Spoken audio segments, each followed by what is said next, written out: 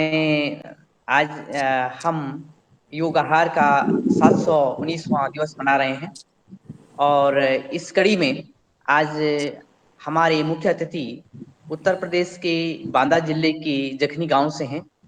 वे जल पुरुष हैं, सामाजिक कार्यकर्ता हैं और इसी वर्ष यानी 2023 में हमारे राष्ट्रपति जी ने उन्हें पद्मश्री सम्मान से सुशोभित किया।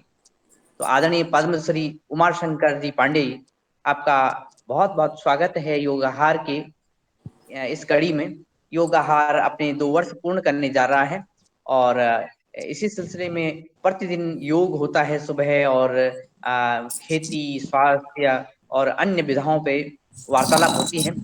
आपके साथ आदरणीय देश के अलग अलग प्रदेशों के प्रतिनिधि जुड़े हुए हैं और उन प्रतिनिधियों के साथ पतंजलि ऑर्गेनिक रिसर्च इंस्टीट्यूट से आदरणीय श्री पवन सर जुड़े हुए हैं और हिमाचल से आदरणीय नेकराम शर्मा जी जुड़े हुए हैं। वो उन्हें भी इस वर्ष का पद्मश्री प्राप्त हुआ, उनका भी बहुत बहुत स्वागत। साथ में अन्य सभी आदरणीय सदस्यों का बहुत बहुत स्वागत और अन्य सभी सदस्यों की ओर से मैं आपका बहुत बहुत स्वागत करता हूं।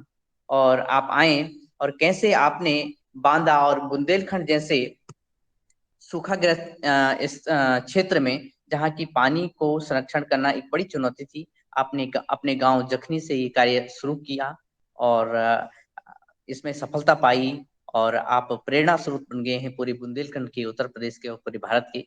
तो किस तरह से आपने ये कार्य किया, कैसे आप ये जल योद्धा बने और कैसे हम खेत पर मेड़, मेड़ पर पेड़ और पानी का संरक्षण, जल का संरक्षण हम करें, इस पर आप चर्चा करेगा। और मैं आदरणीय सदन को ये बताना चाहूंगा कि लगभग 7:45 तक आप बात रखेंगे और उसके बाद हमारे सदन के सदस्य आपसे वार्तालाप भी करेंगे। तो आपका बहुत बहुत स्वागत है सर। और आदरणीय नेकराम शर्मा जी ने ये भी कहा था कि वो पहले ही आपके लिए कुछ शब्द कहेंगे, तो क्योंकि उनको एक मीटिंग में जाना है, तो उन आपके स्वागत में आदरणीय नेकराम शर्मा जी, पद्मश्री, हिमाचल प्रदेश से। जी, आप बात रखिएगा आदरणीय, और उसके बाद हमारे मुख्य अतिथि जी का स्वागत आप ही कीजिएगा। जी जी आदरणीय। बहुत बहुत धन्यवाद सम्मानीय शर्मा जी, पवन जी, दिनेश जी और पतंजलि से जुड़े, इस संगठन से जुड़े सभी मित्रों का प्रणाम, सुप्रभात, वंदे मातरम। शर्मा जी को प्रणाम। जी हाँ जी जी शर्मा शर्मा सर, अब आप जो बात रखने वाले थे, आप बात रखिएगा। और फिर आदरणीय उमा शंकर पांडे जी जो बिल्कुल आज के बिल्कुल बिल्कुल। मुख्य अतिथि हैं, जी जी जी जी जी। वो हमें अपने सभी जीवन यात्रा के बारे में। जी जी सभी भाई बहनों को मेरा भी सादर प्रणाम।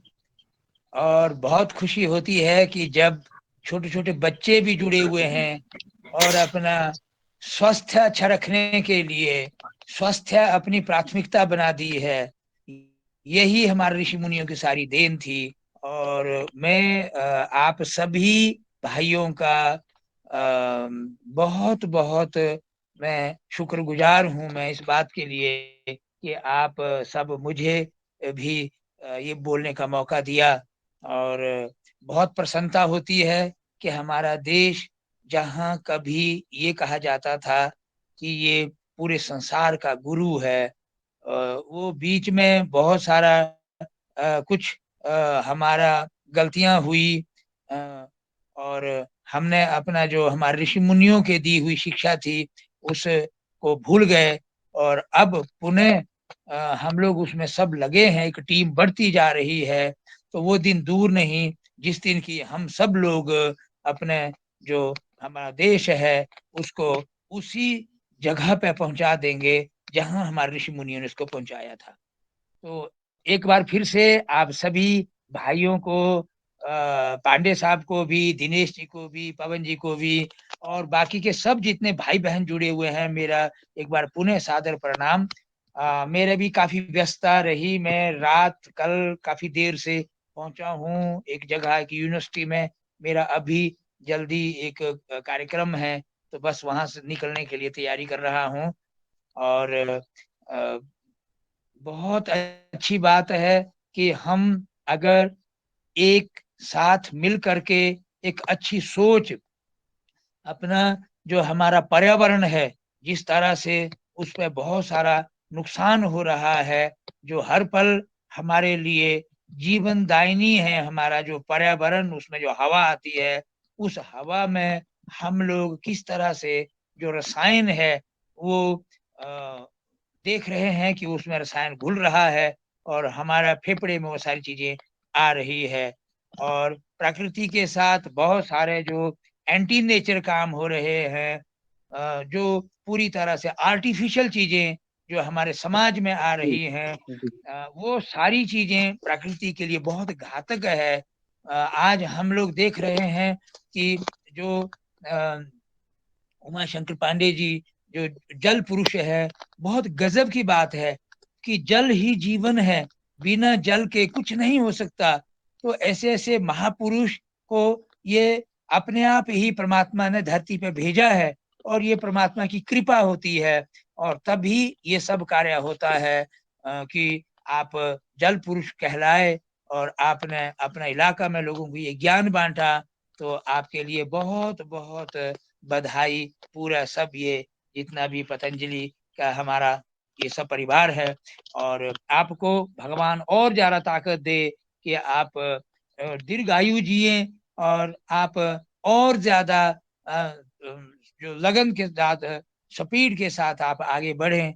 तो ये मेरा बहुत बहुत परमात्मा से प्रार्थना है और मेरी शुभकामनाएं हैं आपके लिए। और मैं क्योंकि थोड़ा व्यस्त हूँ, बीच में मैं काफी देर तक जुड़ना चाह रहा था, तो इसलिए क्योंकि मुझे थोड़ा तैयारी करनी है यहाँ यूनिवर्सिटी में बच्चों के साथ, और सब वही सब बात होनी है, अपना जी पर्यावरण, जी अपना आदरणीय, जल। आप जी आदरणीय, आप कोशिश करिएगा कि जुड़े रहिएगा। और हमारे आदरणीय जी मुख्य जी, अतिथि जी की वचन आप सुनिएगा, और बाद में वार्तालाप में भी शामिल बहुत होइएगा। हमारे बहुत आ, बहुत आ, धन्यवाद, धन्यवाद जी, धन्यवाद जी, हमारे जी। अग्रज आदरणीय आदरणीय श्री मुन्नीलाल जी भाई साहब भी उपस्थित हैं, और आप सभी सदस्यों की ओर से पुनः हम चलते हैं आदरणीय आज के मुख्य अतिथि उमाशंकर जी पांडे जी के पास। हमारे जल पुरुष, हमारे आज के मुख्य अतिथि। आदरणीय, आप वार्ता शुरू करें जी। स्वागत। अनम्यूट कर लें आदरणीय जी, म्यूट है अभी आदरणीय पांडे जी, म्यूट है जी। बहुत बहुत स्वागत करूंगा आप सबके सद्विचारों का। आप सब जिस विनम्र निष्ठा के साथ राष्ट्र और समाज को मजबूत करने के लिए लगे हैं, मैं आप सबका अभिनंदन करता हूं। साथ ही समाज का काम सबसे कठिन काम है।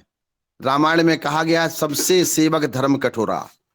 इसमें सबको खुश नहीं किया जा सकता, लेकिन चरैवेति चरैवेति हम सबको मिलकर के पानी बचाना होगा। जल ही जीवन है, जल में जीवन है। हम राष्ट्रगान करते हैं, जलधि तिरंगा। आप राष्ट्रगान में जलधि तिरंगा आता है। अगर तिरंगे की शान बढ़ानी है तो हमको जल बचाना होगा। मेरी माँ कहती थी बचपन में कि 100 किलो पानी में नहाओगे कि 100 ग्राम पानी में नहाओगे। तो मैं ऐसा मानता था कि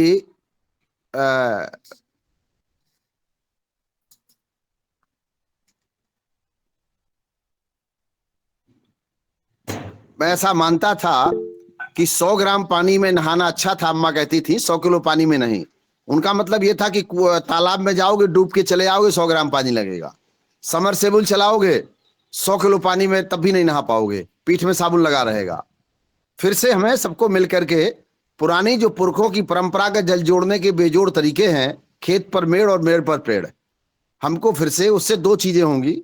जो लोग कहते हैं, मुझे नहीं पता, मुझे नहीं आता है, लेकिन आज हिंदुस्तान में या दुनिया में एक चर्चा है। लोग आते हैं, पूछते हैं बच्चे कि आप बादल को ट्रांसफर कर लेते हैं। मैं बादल ट्रांसफर नहीं करता। बादल ट्रांसफर करने की तकनीक मेरे पास नहीं है। लेकिन मेरे पास वह विधि है जो मेरे पुरखों की विधि थी, और आप सबके पास वो विधि है बादल ट्रांसफर करने की। कि मान लीजिए अगर आपके हिमाचल में बादल है, उत्तराखंड में बादल है, और मुझको भोपाल बादल लाना है, तो बादल लाने का काम कौन करते हैं? पेड़ करते हैं। पेड़ लगाओ, बादल ट्रांसफर करो। बादल को दो भागों में फाड़ना है, पेड़ लगाइए। तो मेरा अपना मानना है सभी प्रकार से कि रिद्धि सिद्धि समृद्धि और प्रसिद्धि के लिए जल संरक्षण करें और उसके लिए पेड़ लगाएं। एक बात हमारे जो मां कहती थी कि भगवान विष्णु पानी में रहते हैं और उनकी सेवा करती है माता लक्ष्मी, उनकी सेवा करती हैं। तो जो व्यक्ति पानी बचाएगा वो धनवान होगा, और जो पानी बर्बाद करेगा वो निर्धन होगा। एक बात। दूसरी बात, इस पूरी सृष्टि में जो कुछ भी हरा भरा दिखता है वो जल के कारण दिखता है। कहीं भी दिखता है, पतली सी लकीर पानी की एक नई आशा की किरण खोजती है। आपके पुरखे, हमारे पुरखे तीर्थ यात्रा पर जाते हैं, वो क्या लेके आते हैं? जल लेकर के आते हैं। हमारे यहाँ भागवत पुराण होती है, सबसे पहले क्या निकलती है? यात्रा, जल यात्रा निकलती है। हम मंदिर में जाते हैं, प्रसाद के रूप में चम्मच में क्या मिलता है? जल ही मिलता है हमको। तुलसी मतलब पेड़ और पानी। तो मेरा अपना मानना यह है, आप किसी भी धर्म, कोई भी धर्म है, अगर हम बात करें हिंदू धर्म की बात करें तो सनातन में पानी से बड़ा कोई देवता ही नहीं माना उन्होंने। सारे देवताओं का वास पानी में। हमारी 5 नदियों के नाम ले देने से हमारी उन बाल्टी में नदियों का प्रभाव आ जाता है। हम नमः शिवाय करके पानी में फूंक दें और एक पानी बगैर नमः शिवाय का हो तो उसमें हमारे पानी में ज्यादा तत्व पाए जाएंगे। एक बात यह। दूसरी बात यह, मैं मानता हूं आप चर्च जाते हैं लोग तो काहे से स्वागत होता है? पानी से स्वागत होता है। हमारे इस्लाम के जो साथी हैं मक्का मदीना जाते हैं, पवित्र तीर्थ स्थल जाते हैं, दर्शन करने जाते हैं, वहां अबे जमजम का पानी तो पवित्र करता है। गुरुद्वारे में जाइए, पानी चखना है, वो से पानी से प्रसाद होता है। जैन मुनि अपने साथ कुछ नहीं रखते लेकिन कमंडल में पानी जरूर रखते हैं। तो मेरा अपना मानना है कि सभी प्रकार से जल का आदर किया गया है।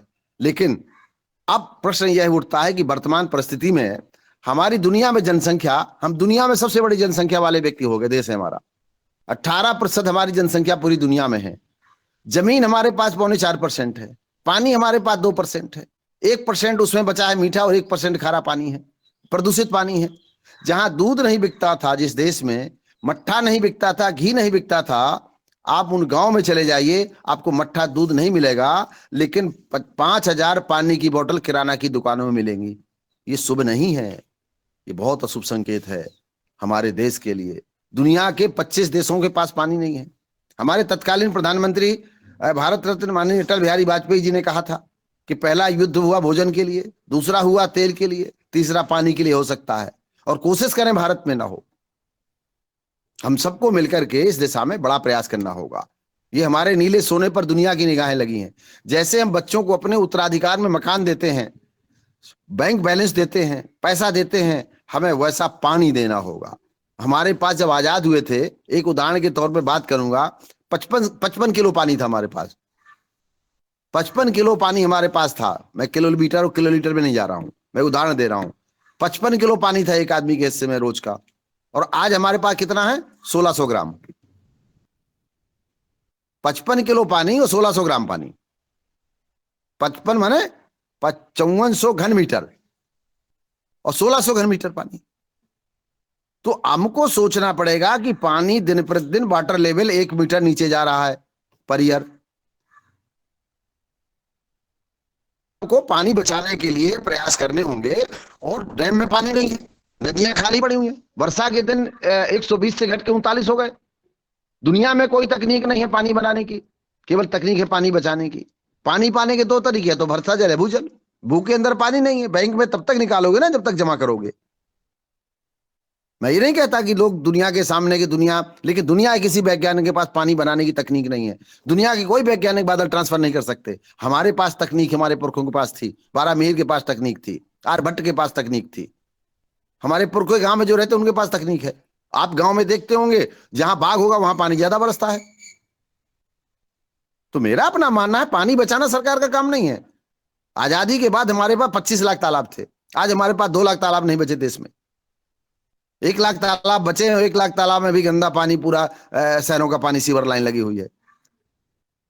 जिस गंगा, जिस नदी से हमारे पुरखे बैकुंठ जाते हैं, दुनिया की सबसे पवित्र नदी मानी जाती है गंगा के बाद, या उसे तो किसी धर्म में गंगा से ज्यादा पवित्र मानने की बात कही गई है, फल्गु नदी है बिहार में, जहां गया जी लोग अपने पुरखे लेकर जाते हैं। फल्गु नदी में एक बूंदा पानी नहीं है। गौतम बुद्ध को ज्ञान प्राप्त हुआ था 25 वहां जो भगवान गौतम बुद्ध कहते हैं बोध गया में, एक बूंदा पानी नहीं है। लेकिन हमारे देश के यशस्वी प्रधानमंत्री जी ने जब से वो देश की सत्ता संभाली है, पानी उनका एक तरीके से प्रिय विषय है। पेड़ और पानी, सामाजिक सरोकार के विषय में पानी की बात करते हैं। उत्तराखंड में तो वैसे पानी पूरे देश को मिलता है, उत्तरांचल से पूरे देश को पानी मिलता है। 67% पानी पूरे देश को उत्तरांचल के हिमालय से मिलता है।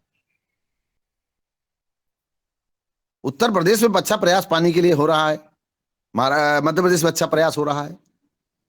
लेकिन हम सबको मिलकर के एक एक व्यक्ति को मिलकर के पानी बचाना होगा, पानी के लिए काम करना होगा। पानी बचाना, मैं बार बार कहता हूं, सरकार का काम नहीं है। हमारे यहाँ दुख में तालाब बनते थे, सुख में तालाब बनते थे, स्मृति में तालाब बने थे, माता पिता बाबा दादी के पुण्य तिथि में बनते थे। आपातकाल आता तब राजा तालाब बनाता था। तालाब बनाना, कुआं खोदना, मंदिर बनाना, शिक्षा के केंद्र बनाना, ये बड़ा पुण्य का काम था। उत्सुकता इस बात की हम सभी सदस्यों में जाग रही होगी कि आदरणीय पांडे जी ने कैसे ये मुहिम आगे बढ़ाई और किस तरह से जल संरक्षण उस क्षेत्र में किया जहां की बहुत बड़ी क्राइसिस हो गई थी पानी की, जहां सूखा हो रहा था। तो आपने ये मुहिम कैसे बढ़ाई जी? देखिए, हमारे गांव में आज से 35 वर्ष पहले ना रोड था, ना बिजली थी, ना स्कूल था, ना आने जाने के रास्ते थे। हम सब ने समुदाय के आधार पर, बगैर सरकार की सहायता के, जैसे आप जानते, मेरी कोई एनजीओ नहीं है, मेरी कोई संस्था नहीं है, मेरा कोई कार्यालय नहीं है, मेरा कोई कर्मचारी नहीं है, मैंने एक नया पैसा कोई अनुदान नहीं लिया, मैंने किसी पुरस्कार के लिए आवेदन नहीं किया। हमने सबने मिलकर के पानी के लिए सबने सामूहिक प्रयास किए। अपना गाड़ी बैल लिया, अपना खंभा लाए, अपना श्रमदान किया, अपना रोड बनाया, अपने स्कूल के पूरे गांव ने सबने मिलकर के 10-10 रुपया, उस जमाने में 1000 ईंटा 10 रुपए का मिलता था, तो मेरे पिताजी पैसा इकट्ठा किए, एक छोटा सा स्कूल बनाए मिट्टी का गारा लगा करके। हम बड़े हुए, उनसे प्रेरणा ली। आचार्य विनोबा जी मेरे गुरु हैं, मैं पूज्य नानाजी देशमुख जी के संरक्षण में मैंने सीखा है। तो जो इन बड़े लोगों से सीखा, हम साइकिल से गए गाँव। अभी मैं साइकिल से गाँव प्रचार करता हूँ, खेत पर मेड़ बनाओ, मेड़ पर पेड़ लगाओ। बासमती पूरे बुंदेलखंड में आई, मेरे गांव से बासमती बुंदेलखंड गई। 17-18 का प्रयोग मेरे गांव में हुआ है। यहाँ पर हमीरपुर में धान केंद्र कोई नहीं हो, धान केंद्र है। बांदा से 1 मार्च से चित्रकूट मालगाड़ी में पानी जाता था, आज मालगाड़ी में धान आ रहा है। वहां से 25 लाख कुंटल धान सरकार ने खरीदा है पिछले 2 वर्षों में। 182 करोड़ का धान इस साल खरीदा है सरकार ने किसानों से डायरेक्ट। अगर पानी नहीं होता तो धान कहां से होता? और पानी तो तब होगा जब खेतों में मेड़बंदी होगी। मैं कहता हूं कोई पेड़ मत लगाओ, अरहर की दाल लगाओ, सहजन लगाओ, तुलसी लगाओ, नींबू लगाओ, करौंदा लगाओ, आंवला लगाओ, छोटे छोटे पेड़ लगाओ, काम करो, पेड़ लगाओ। वर्षा की बूंदे जहां गिरे वहां रोको, खेत में गिरे खेत में रोको, गांव में गिरे गांव में रोको, जंगल में गिरे जंगल में रोको, तालाब में गिरे तालाब में रोको। खेत का पानी खेत में, गांव का पानी गांव में। ये हमको सबको प्रयास करने होंगे। कोई व्यक्ति हमको बताने नहीं आएगा, कोई समझाने नहीं आएगा। आग हमारे घर में लगी, हम बुझाएंगे। अब लेकिन पहले से कुआं तैयार रखना होगा। ये नहीं कि जब आग लगी तब कुआं खोदेंगे, हम देर हो जाएगी। राज्य समाज सरकार तीनों मिलकर काम करते हैं। एक छोटे से गांव से मॉडल निकला, जखनी मॉडल 470 ग्राम पंचायतों में लगा, फिर 1 लाख गांव के लिए उत्तर प्रदेश में इसको माना, फिर नीति आयोग ने पूरे देश के लिए माना।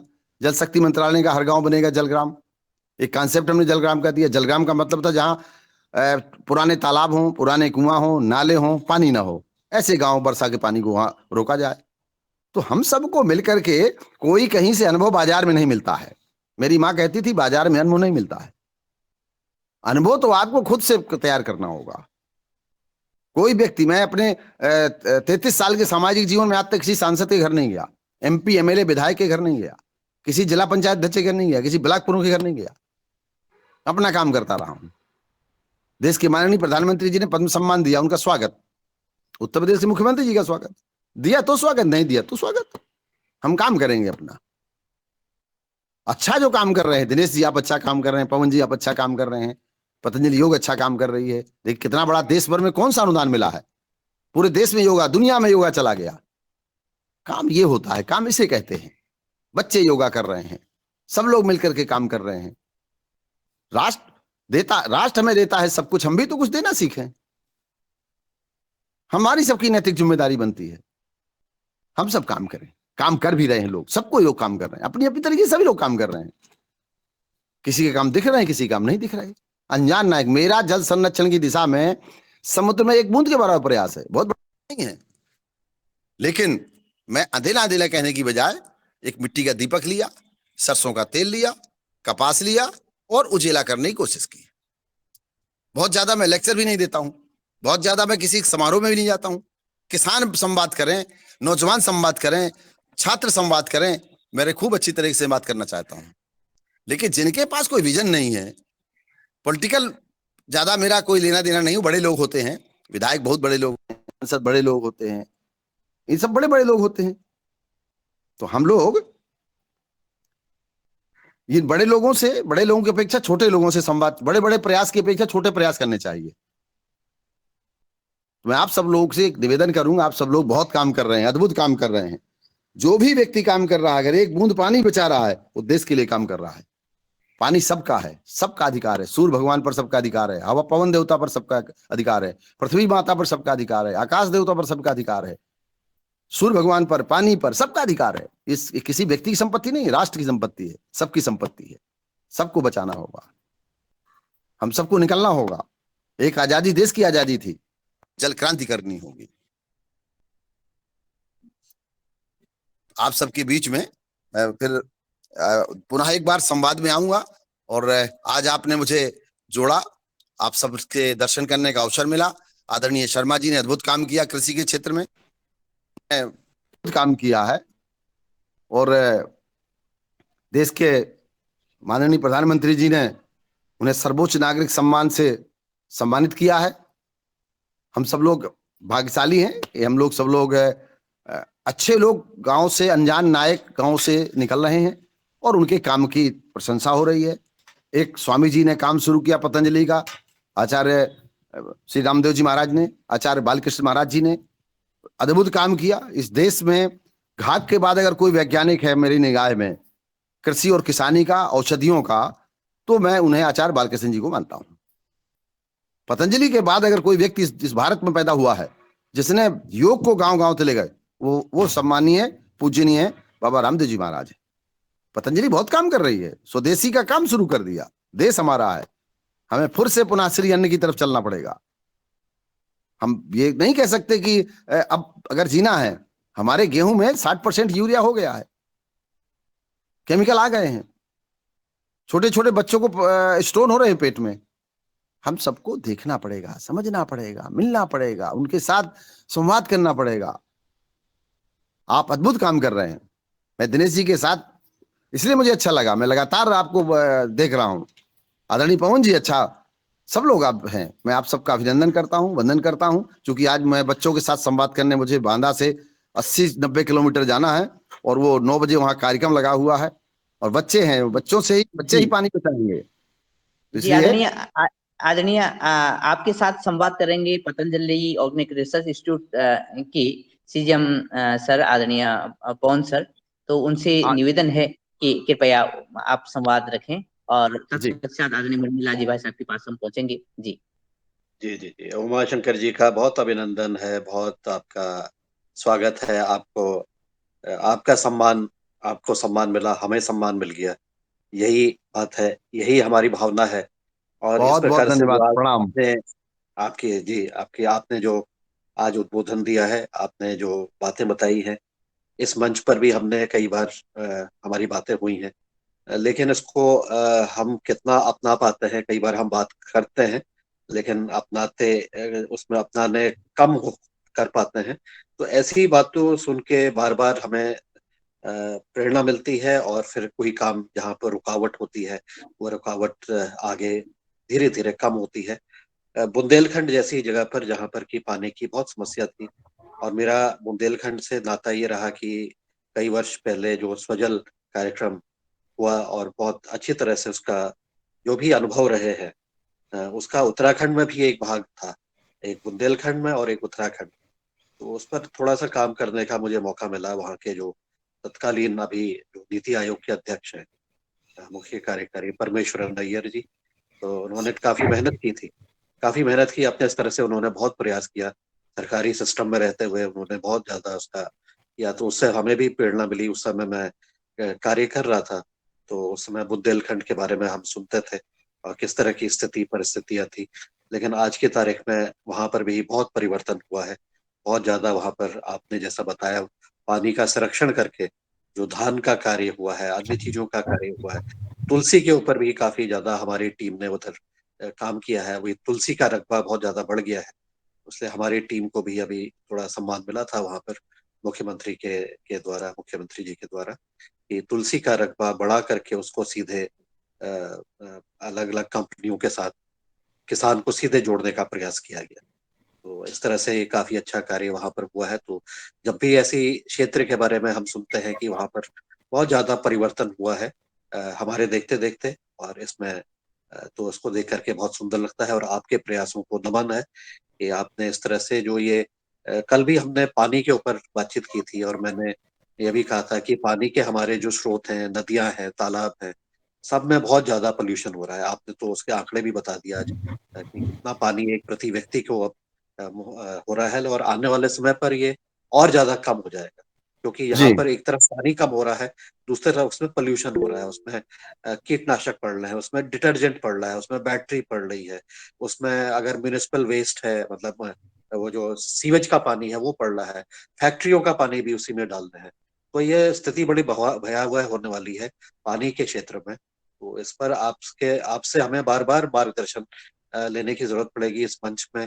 और हमारे जितने भी सदस्य हैं वो अपने स्तर से जो भी काम कर सकते हैं पानी के संरक्षण में, हमें मिलकर के व्यक्तिगत रूप से काम करना पड़ेगा, फिर अपने परिवार में, फिर अपने आसपास के समाज में, अपने गाँव में, और उस तरह से इसको आगे ले जाने की जरूरत है, ऐसा मेरा मानना है।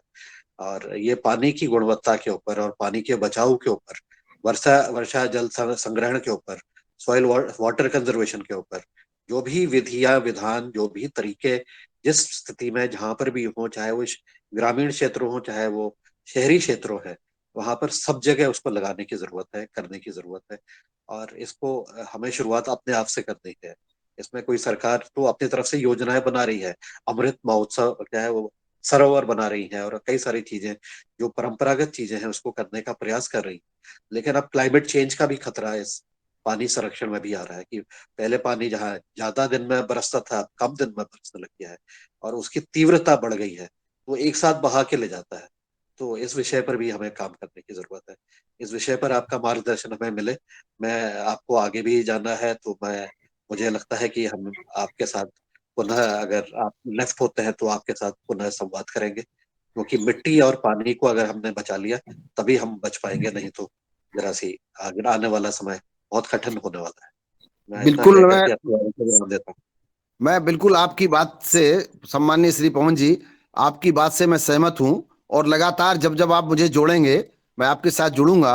पानी की बात करना, पानी के लिए काम करना, पानी को जोड़ना एक पूजा है, बहुत बड़ी पूजा है। इस पृथ्वी पर जल देवता प्रत्यक्ष दिख रहे हैं। हम सबको मिलकर के, पानी अगर दौड़ रहा है तो रेंगना सिखाना है, रेंग रहा है तो रोकना है, रुक गया है तो माता पृथ्वी की गले में ले जाना है। ये सबकी सामूहिक जिम्मेदारी है। हम सबको मिलकर के इस दिशा में प्रयास करना है। और मुझे पूरा विश्वास है कि हम सब, हमारे जो पतंजलि के जो हमारे ऋषि हैं, आचार्य अपने रामदेव जी महाराज जैसी प्रतिभाएं इस पृथ्वी पर बहुत कम आती हैं, आचार्य बालकृष्ण जैसी प्रतिभाएं इस पृथ्वी पर बहुत कम आती हैं। बड़े भाग्य से इस पृथ्वी पर महापुरुषों का जन्म होता है। मैं तो बड़ा आदर करता हूं, और हर उस नौजवान और छोटे आने वाली पीढ़ी के उन बच्चों का भी आदर करता हूं जो बहुत गंभीरता से पानी के विषय को लेते हैं। हम संवाद में जाते हैं। आज जो परिस्थिति हमारे बीच में है, इसका मुकाबला हम सब मिलकर करेंगे, और मुझे पूरा विश्वास है कि हम कामयाब होंगे। पानी की बात करना बहुत जरूरी है। अब हमको सबको, सारे मुद्दे छोड़कर, हमको सब कुछ छोड़ करके, इस भारत में देख रहे हैं आप 20 रुपया का किलो पानी मिल रहा है। क्या स्थिति बन गई है। लोगों के पास कुछ हो ना हो, पर पानी की बोतल आवश्यक पड़ गई है। हम पूरा आज से 60 बरस पहले देखते थे, हर आदमी के हाथ में लोटा डोर होता था। गांव में पानी फ्री में मिलता था, गुड़ भी मिलता था पीने के लिए, सत्तू भी लोग देते थे, पानी पिलाना पुण्य का काम होता था। आज पैसा से पानी मिलता है, व्यापार हो रहा है, पैसे बड़ा भारी, एक बड़ा व्यापार पानी का खड़ा हो गया है। कहां से गरीब पानी पाएगा? हमारा देश गांव का देश है। हमारे देश की संस्कृति गंगा यमुना की संस्कृति, तहजीब कहा गया है, गंगा यमुना की तहजीब, मतलब संबंधों को जोड़ने का काम पानी करता था। और मैं आपको ये बात बता दूं कि जो निर्जीव है, अगर निर्जीव को जोड़ने का काम पानी करता है। सीमेंट नहीं घर बनाता, लोहा तब जोड़ता है, गिट्टी बालू तब जोड़ेगी जब उसमें पानी होगा। मकान अगर तभी खड़ा होगा जब उसमें पानी मिलाया जाएगा। ये जीवन तभी खड़ा होता है जिसमें पानी होता है। 85% शरीर में पानी है, आंखों में 98% पानी है। ये पूरी सृष्टि में जो पावर है, ये जो पूरी सृष्टि में पावर है, बिजली चलती है पानी से, बिजली बनती है पानी से, घड़ी का समय पानी से आया, नापने का यंत्र पानी से आया, पहली जल चिकित्सा पानी से आई, पहला चिकित्सक पानी है, यातायात का साधन पानी शुरू हुआ। फिर आपके साथ बैठूंगा, क्योंकि विस्तार से बात करूंगा।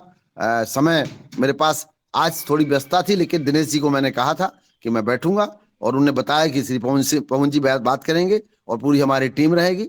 बात प्रश्न नहीं कितने लोग जुड़े हैं, क्रांति बहुत लोग नहीं करते हैं, क्रांति थोड़े से लोग ही करते हैं। क्रांति में बहुत सारे लोगों का, क्रांति में लोग जुड़ते हैं, कारवा बनता चला जाता है। हम सब लोग मिलकर के काम करेंगे। आप पतंजलि परिवार का और जो आप सब अद्भुत योगदान देश के लिए कर रहे हैं, मैं आपका वंदन करता हूं, अभिनंदन करता हूं। एक साथी देखिए योगा कर रहे हैं, कितना अद्भुत काम है। इस देश में लगभग मुझे लगता है 80% लोग बीमार हैं और दवा की जरूरत भी नहीं है। मुझे बहुत सीरियस, हमारे आयुर्वेद में 1000 दवाई, 1008 दवाइयां हैं केवल मात्र, जबकि एलोपैथिक में आप देखेंगे तो 50,000 60,000 दवाइयों के नाम है। 1000 दवाइयों में सब कुछ संभव है। मरा हुआ आदमी अमर करने की कला हमारे पास बूटी में है। जो व्यक्ति अगर खत्म हो गया है तो उसको कोई दुनिया की एलोपैथी दवाई ठीक नहीं कर सकती। लेकिन हमारे पुरखों की जो जो जो औषधियां थी, जो हमारे पास पुरखों ने औषधि दी थी, उन औषधियों में सजीवन बूटी कहा गया है। हमारा मट्ठा अमृत कहा गया है मट्ठे को। लेकिन आज हम जिस दिशा में कोको कोला पी रहे हैं, लिम्का पी रहे हैं, बिस्लरी ब्रांड पी रहे हैं, उसकी कोई गारंटी नहीं पानी की। हम सब मिलेंगे, पवन जी का, दिनेश जी का, पूरी टीम जो भी अब सब हमको सुन रही है, देख रही है, मैं आपका वंदन करता हूं, अभिनंदन करता हूं, स्वागत करता हूं। और हम सब लोग मिलकर के ये तय करें अपने घर से, बाथरूम से, नहाने से, धोने से, कपड़े धोने से, गाड़ी धोने से, ये तय करें कि हम पानी बचाएंगे। और जब पानी बचाएंगे तब हम दूसरे को कह पाएंगे। पानी बचाने की सरकार आपके घर में थोड़ी आएगी स्विच दबाने के लिए। हमें समरसेबल का इस्तेमाल कम करना होगा। मैंने एक सरकारी रिपोर्ट आई है कि मेरे प्रयासों से 1 मीटर करीब 4.25 फीट के आसपास पानी ऊपर आया है बुंदेलखंड में। मेरा प्रयास नहीं है, किसानों का प्रयास है, सबका प्रयास है। ये मैं नहीं कह रहा हूं कि ये तो केंद्रीय भूजल बोर्ड की रिपोर्ट आई है। एक रिपोर्ट आई है कि मेरे प्रयासों से 1,82,000 किसानों ने मेड़बंदी पर पेड़ लगाए हैं। लेकिन मेरा प्रयास नहीं, सबका प्रयास है। मैं क्यों कहूं कि 16,600 करोड़ रुपए का सरकार ने गेहूं खरीदा किसानों से? मैं कौन होता हूं इसके बारे में श्रेय लेने वाला? मेरी मां ने कहा था कोई श्रेय मत लेना। उस बुंदेलखंड में जहां राशन से गेहूं लेने की बात 2012 में होती थी, वो 16,600 करोड़ रुपए का सरकार ने गेहूं खरीदा है। ये बड़ी उपलब्धि है। 1,000 करोड़ रुपए का धान खरीदा गया सूखे बुंदेलखंड से, और वो नेट पे पड़ा हुआ है, कृषि विभाग की साइट पे जाके देख सकते हैं सब लोग। मैंने तो काम किया, झंडा लिया, गांव गांव गया, अपना काम करता हूं, अपना साइकिल लिया, अपना फावड़ा ले, अपना जो है क्या कहते हैं, वो कोई टेक्निक की जरूरत नहीं है, किसी ज्ञान की जरूरत नहीं है, अपनी डलिया बांस की लेना है, आधे घंटे जाइए, जैसे योगा कर रहे हैं वैसे मिट्टी डाल लीजिए, वो भी प्राणायाम योगा है, कसरत हो जाएगी। हमारे बाबा करते थे रोज। तो हम सब मिलकर के काम करेंगे। हम सब आप सबसे, हमें आपसे सीखना है। और जब तक हम कुछ कर सकते हैं, सीखने से ही कुछ कर सकते हैं। हम ज्ञानी नहीं है, हमको बहुत कुछ सीखना है। हम सब सीखेंगे, मिलेंगे, समूह में ताकत है, सब मिलके काम करेंगे। हमारे पुरखों के जो जल जोड़ने के बेजोड़ तरीके थे वो आज भी कामयाब है। मैं नवीन ज्ञान के विश्वास मुझे कम है। मैं ये नहीं कह रहा कि उसको माना ना जाए, उसको भी माना जाए, लेकिन पुरखों के जो प्रयोग हैं वो ज्यादा कामयाब है। और पुरखों के जल जोड़ने के जो तरीके थे बंधिया की, बंधुआ की, मेड़बंदी की, वो आज भी खरी है, बांध खड़ा नहीं है। बंधिया खरी है, मेड़बंदी खरी है। तो मैं आप सबसे निवेदन करूंगा और हम सब लोग मिलकर फिर बात करेंगे। एक जल पर आप साप्ताहिक प्रोग्राम अपना रखिए, तो हम लोग सब लोग संवाद कोशिश करेंगे, हम सब लोग सीखेंगे। पवन जी को बहुत बहुत धन्यवाद, दिनेश जी को बहुत बहुत धन्यवाद। जी जी, धन्यवाद आपको। आपको जोड़ेंगे और एक कार्य कार्य को एक एक सीरीज हम चर्चा करेंगे इसी के नहीं, ऊपर। पहले मेरा मानना है माननीय पवन जी से कि एक से चर्चा हो कुओं की, कुओं क्यों लापता हो गए। दूसरी चर्चा हो नालों की, नाले कहाँ चले गए। तीसरी चर्चा हो तालाब कहाँ चले गए। फिर नदियों की बात हो, फिर गांव के घर की बात हो। तो एक एक करके अगर हम बात करें, घड़े के पानी की बात करें कभी, फिर हम कभी बात करें कुआं के पूजन की बात करें, क्यों होता था, तालाब का पूजन क्यों होता था, नदियों के किनारे सब बताएं क्यों आई, ये बैठ करके हम लोग सब लोग बात करेंगे। और मुझे लगता है कि आप सबको सुन करके समझ करके मुझे तो बहुत अच्छा लगा है। जी धन्यवाद, नमस्कार। धन्यवाद। प्रणाम प्रणाम प्रणाम प्रणाम। दिनेश जी। जी जी जी आदरणीय। जी जी, तो मैं मुझे जी अनुमति है। अभी मैं अभी नहीं आदरणीय है मतलब। आदरणीय मुंडीलाल जी भाई साहब से निवेदन करूंगा कि अभी जी मुख्य अतिथि जा रहे हैं, तो आप इनका धन्यवाद करें। जी और दिशा सेवा संस्थान मेरठ से भी जुड़े हुए हैं, तो वो भी आदरणीय को सुनने के लिए आए हैं। वो जी। पहले आदरणीय मुंडीलाल जी भाई साहब जी। हाँ, आदरणीय आदरणीय पांडे जी को सादर प्रणाम। और प्रणाम मैं प्रणाम प्रणाम मुनिलाल जी, हमारी प्रणाम जी। हमारी भेंट हुई थी डॉक्टर अशोक गुप्ता जी के यहाँ छतरपुर। हाँ हाँ हाँ हाँ, बिल्कुल बिल्कुल बिल्कुल बिल्कुल। और आपके साथ कुछ संवाद हुआ था, भेंट हुई थी मेरी, जब वो वेलनेस सेंटर का वो देखने आए थे हम, गुप्ता जी जी का। जी और ऊपर वाले के रूम में हम सब आप बैठे थे, चर्चा हुई थी और जी बड़ा प्रभावित हुआ था उस समय आपसे। जी और अब आप आपने आज हमारा सबका निवेदन स्वीकार कर लिया है इस एक हर कार्यक्रम का कि सप्ताह में हम चर्चा करेंगे। तो जी निश्चित है कि समाज को दिशा मिलेगी। और ये 1.5 घंटे योग करते हैं और 1.5 से 2 घंटे लगभग खेती किसानी की चर्चा करते हैं। खेत की चर्चा करते हैं, पेड़ की चर्चा करते हैं, जल की चर्चा करते हैं, सभी विषयों पर चर्चा कर रहे हैं। और इसमें हमारे जो पद्मश्री और अधिकारी, आईएएस, आईपीएस, वैज्ञानिक, किसान, सामाजिक कार्यकर्ता सभी जुड़े होते हैं। और आपका हम्म, मार्गदर्शन इस कार्यक्रम में मिलेगा। तो निश्चित है कि ये और पूरे देश भर से लोग जुड़े होते हैं। एक एक मोबाइल से कई क्लासों के हमारे योग शिक्षक जुड़े होते हैं। आपकी बात सुनकर के वो अपनी क्लास में कहेंगे, हर हर गांव में जाएंगे। तो ये इससे जो है अपना जो है जो संदेश है वो गांव गांव तक, घर घर तक पहुंच जाएगा। और आपको पुनः कोट कोट प्रणाम करता हूँ। आज समय नहीं है, फिर मिलेंगे और चर्चा करेंगे। बहुत बहुत प्रणाम। ओम। बहुत बहुत धन्यवाद। हम सब मिलकर के काम करेंगे, पानी की एक एक बूंद बचाएंगे। पहले पानी फिर किसानी, पहले पानी फिर पेड़। पानी आएगा सब कुछ आ जाएगा। पानी लाना है, और पानी आप ही ला सकते हैं सब मिलकर के। सर, कोई दूसरी ताकत पानी बना नहीं सकती। बहुत बहुत धन्यवाद। वंदे मातरम। दिनेश जी, वंदे मातरम। जी जी आदरणीय, बहुत बहुत धन्यवाद, बहुत बहुत धन्यवाद। और अ, आप पुनः आइएगा, और जैसे आप आपके बीच और आदरणीय मुनीलाल जी सर के बीच और आदरणीय पवन सर के बीच की वार्ता हुई कि एक सीरीज जल्दी हम अपनाएंगे और पानी और किसानी की बात को आगे बढ़ाएंगे। बहुत बहुत धन्यवाद सर आपका। और पुनः मिलते हैं आपके साथ। और जी जी, आप प्रस्थान करिएगा। और आदरणीय मुन्नीलाल जी भाई साहब से निवेदन है कि आ, आप, हाँ मेरे ख्याल से आप स्वनिवास पे आए हैं। तो जी सर, आज हमारे साथ दिशा सेवा संस्थान मेरठ से अमित भैया भी हैं, जिन्होंने पिछली बार मिट्टी के बर्तनों पे बात रखी थी। वो भी अपनी बात रखेंगे।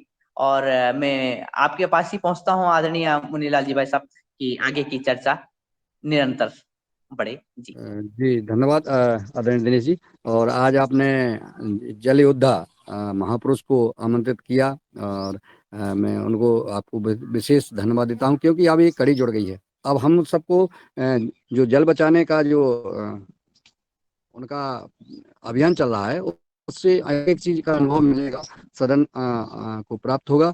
और हम सब फिर अपने अपने स्तर से प्रयास करेंगे। यह बात सही है कि हमारा पानी जो है, खेत का पानी खेत में ही रुकना चाहिए।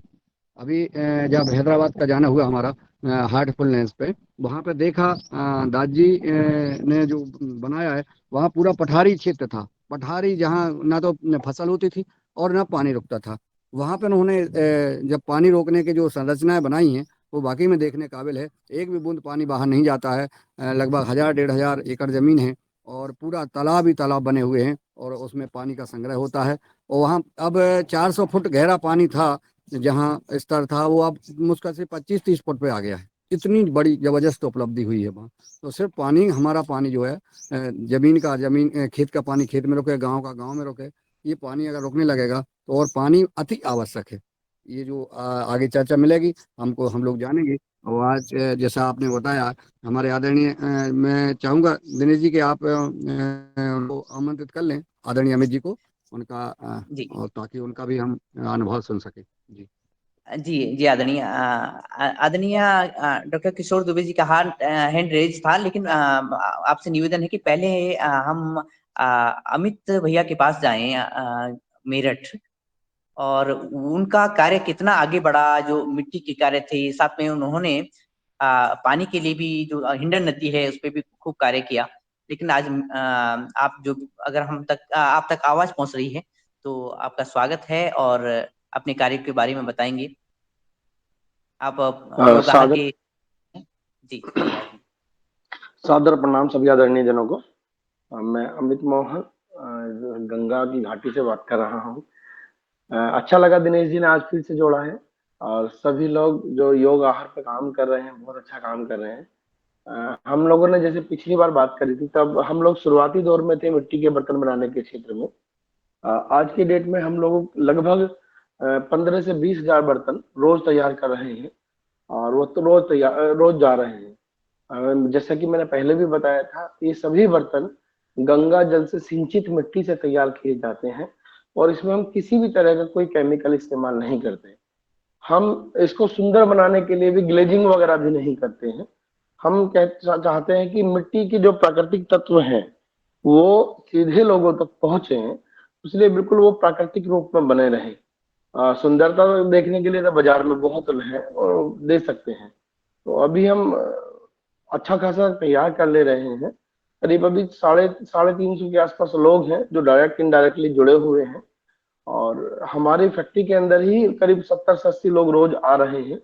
और जो लोग सैन्य रूप से काम करते आ रहे हैं, घड़े वगैरह बनाते हैं, वो घर से ही बना करके हमें देके चले जाते हैं, हम उनको आगे बढ़ा रहे हैं। ये हमारा मिट्टी के बर्तनों के बारे में बात हुई। अभी हम लोगों ने दूसरा प्रकल्प शुरू जो किया है वो फलदार पौधों का किया है। हम लोग जितने भी छोटे किसान हैं उनके साथ मिलकर के फलदार पौधे लगाने का काम कर रहे हैं, और कोशिश ये है कि अगर किसी के पास 10 बीघा खेती है तो वो 1 बीघा में फलदार पौधे लगा ले, जिससे उसको अपने बच्चों के लिए कम से कम पौष्टिक आहार की कमी ना हो, और अपने बच्चों को भरपूर मात्रा में पौष्टिक आहार खिला सके। उसमें इसी दौर में अभी जो आदरणीय पांडे जी थे, मैं पिछली बार बांदा गया था 3 साल पहले, और लगभग हम वहां पर 1.5 लाख सहजन के पौधे रोपित करके आए थे प्रेम दादा के यहाँ पर, उनके माध्यम से। तो आदरणीय पांडे जी से भी मुलाकात वहां पे हुई थी, और काफी सहयोग इन सभी लोगों ने किया। तो बस यही है कि सब लोग अपनी माटी से जुड़े रहें, प्रकृति के साथ जुड़े रहें, तो निश्चित ही हम स्वस्थ जीवन जी पाएंगे और आगे एक अच्छा मैसेज दे पाएंगे समाज को। आप खुद देखिए ना, रोज नई नई बीमारियां आ रही हैं, पता ही नहीं चल पाता कि आदमी को क्या हो जा रहा है। तो इसलिए वो फिर से अगर हम प्राकृतिक रूप से जुड़ जाएंगे, आगे बढ़ेंगे, तो बहुत अच्छा लगेगा। मेरे पास आज इतना ही है, और अगर किसी को मिट्टी के बर्तनों के बारे में कोई बात करनी है तो सादर आमंत्रित है, आदरणीय दिनेश जी। जी जी आदरणीय, धन्यवाद। और आपने जैसे बताया कि ये कार्य काफी आगे बढ़ा है। पिछली बार जब आप आए थे योगाहार में बतौर मुख्य जी अतिथि, तो तब शुरुआत आप कर रहे थे, और तब आदरणीय जी पवन सर ने भी मार्गदर्शन किया था कि किस तरह से इस कार्य को आगे बढ़ाया जा सकता है और किस तरह से मिट्टी के बर्तन हमारे लिए अच्छे रहते हैं, हमारे स्वास्थ्य के लिए। आदरणीय मुनीलाल जी भाई साहब से आपका संवाद हुआ था। तो मैं आदरणीय मुनीलाल भाई साहब जी के पास पहुंचता हूँ कि वो हमारे अमित मोहन दिनेश जी, मेरा भैया की। मेरा भी ये आग्रह है कि ये कैसे मैं बढ़ा पाऊं, क्योंकि मैं मार्केट का व्यक्ति नहीं हूँ। मैं तो सामान्य सा सोशल वर्कर हूँ, तो मुझे मार्केटिंग वगैरह नहीं आती। और उद्देश्य यही है कि ज्यादा से ज्यादा लोगों तक पहुंच जाए। तो इसमें कोई आदरणीय अगर मुझे मार्गदर्शन कर सकता है तो मुझे अच्छा लगेगा। जी, मैं पहले आदरणीय मुन्नीलाल जी भाई साहब के पास पहुंचता हूं, और आपके माध्यम से आदरणीय पवन सर तक हमारी आवाज पहुंच रही हो तो वो मार्गदर्शन करेंगे। तो पहले आदरणीय मुन्नीलाल जी भाई साहब के पास। जी जी, आदरणीय पवन सर जी से लेते हैं। और मार्केटिंग का जो हमारे जो क्लास होती है, आदरणीय अमित जी, आप इस युगार काय के जुड़े रहिएगा। इसमें मार्केटिंग वाले आते हैं और वो अपना अपना अनुभव बताते हैं, जो शून्य से लेकर के और लगभग विदेशों में अपना मार्केटिंग कर रहे हैं। और मिट्टी के बर्तन बहुत उपयोगी हैं। और अब मैं बताना चाहता हूँ सदन को, आदरणीय अमित जी आपको, ये भारत हमारा पुनः ऋषि और कृषि परंपरा युक्त बनेगा, भारत विश्व गुरु बनेगा। परम पूज्य स्वामी रामदेव जी महाराज जी, जो इस युग के, मैं तो भगवान कहता हूँ उन्हें, परम सिद्धि आचार्य बालकृष्ण जी इस युग के धनवंतरी हैं। इनका संकल्प है, इन्होंने संकल्प ले लिया है कि हम भारत को विश्व गुरु बनाएंगे और पुनः राम राज्य लाएंगे। और वो इस दिशा में चल भी रहा है। आज जो देख रहा है, भारत सरकार हो, चाहे वो उत्तर प्रदेश की सरकार हो या विभिन्न मध्य प्रदेश की, ये सरकारें भी अब जो है इसी क्षेत्र में काम कर रही हैं। तो आइए हम सब इस दैनिक उपहार कार्यक्रम को घर घर तक पहुंचाएं और अपनी जहां भी रहें वहां चर्चा करें। इस के माध्यम से हम सभी संपूर्ण विषयों पर लगातार चर्चा करें। प्रतिदिन आज हमारा 720 दिन हो गए, एक भी दिन का गैप नहीं है। और लगातार 3 घंटे और 3.5 घंटे जो चर्चा होती है, हम युग पर चर्चा करते हैं और आहार की चर्चा करते हैं, व्यवहार की चर्चा करते हैं, राष्ट्रीय सनातन धर्म की चर्चा करते हैं। इस चर्चा से निश्चित है आज आदरणीय अमित जी हों, चाहे आदरणीय कल्पना खोटलिया जी हों, चाहे प्रणीता जी हों, चाहे दिनेश जी हों, हमारा जितना सामर्थ्य होता है हम सामर्थ्य के अनुसार अपनी जगह जाते हैं।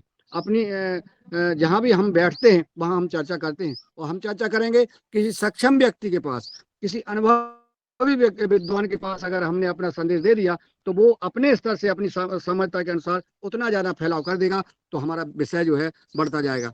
और मैं निवेदन करूंगा कि हमारे साथ IWMP अलीराजपुर से भी हमारे भाई जुड़े हैं, वो भी अपनी बात रखेंगे। मैं इसके पहले आदरणीय पवन सर जी को सादर आमंत्रित करता हूँ।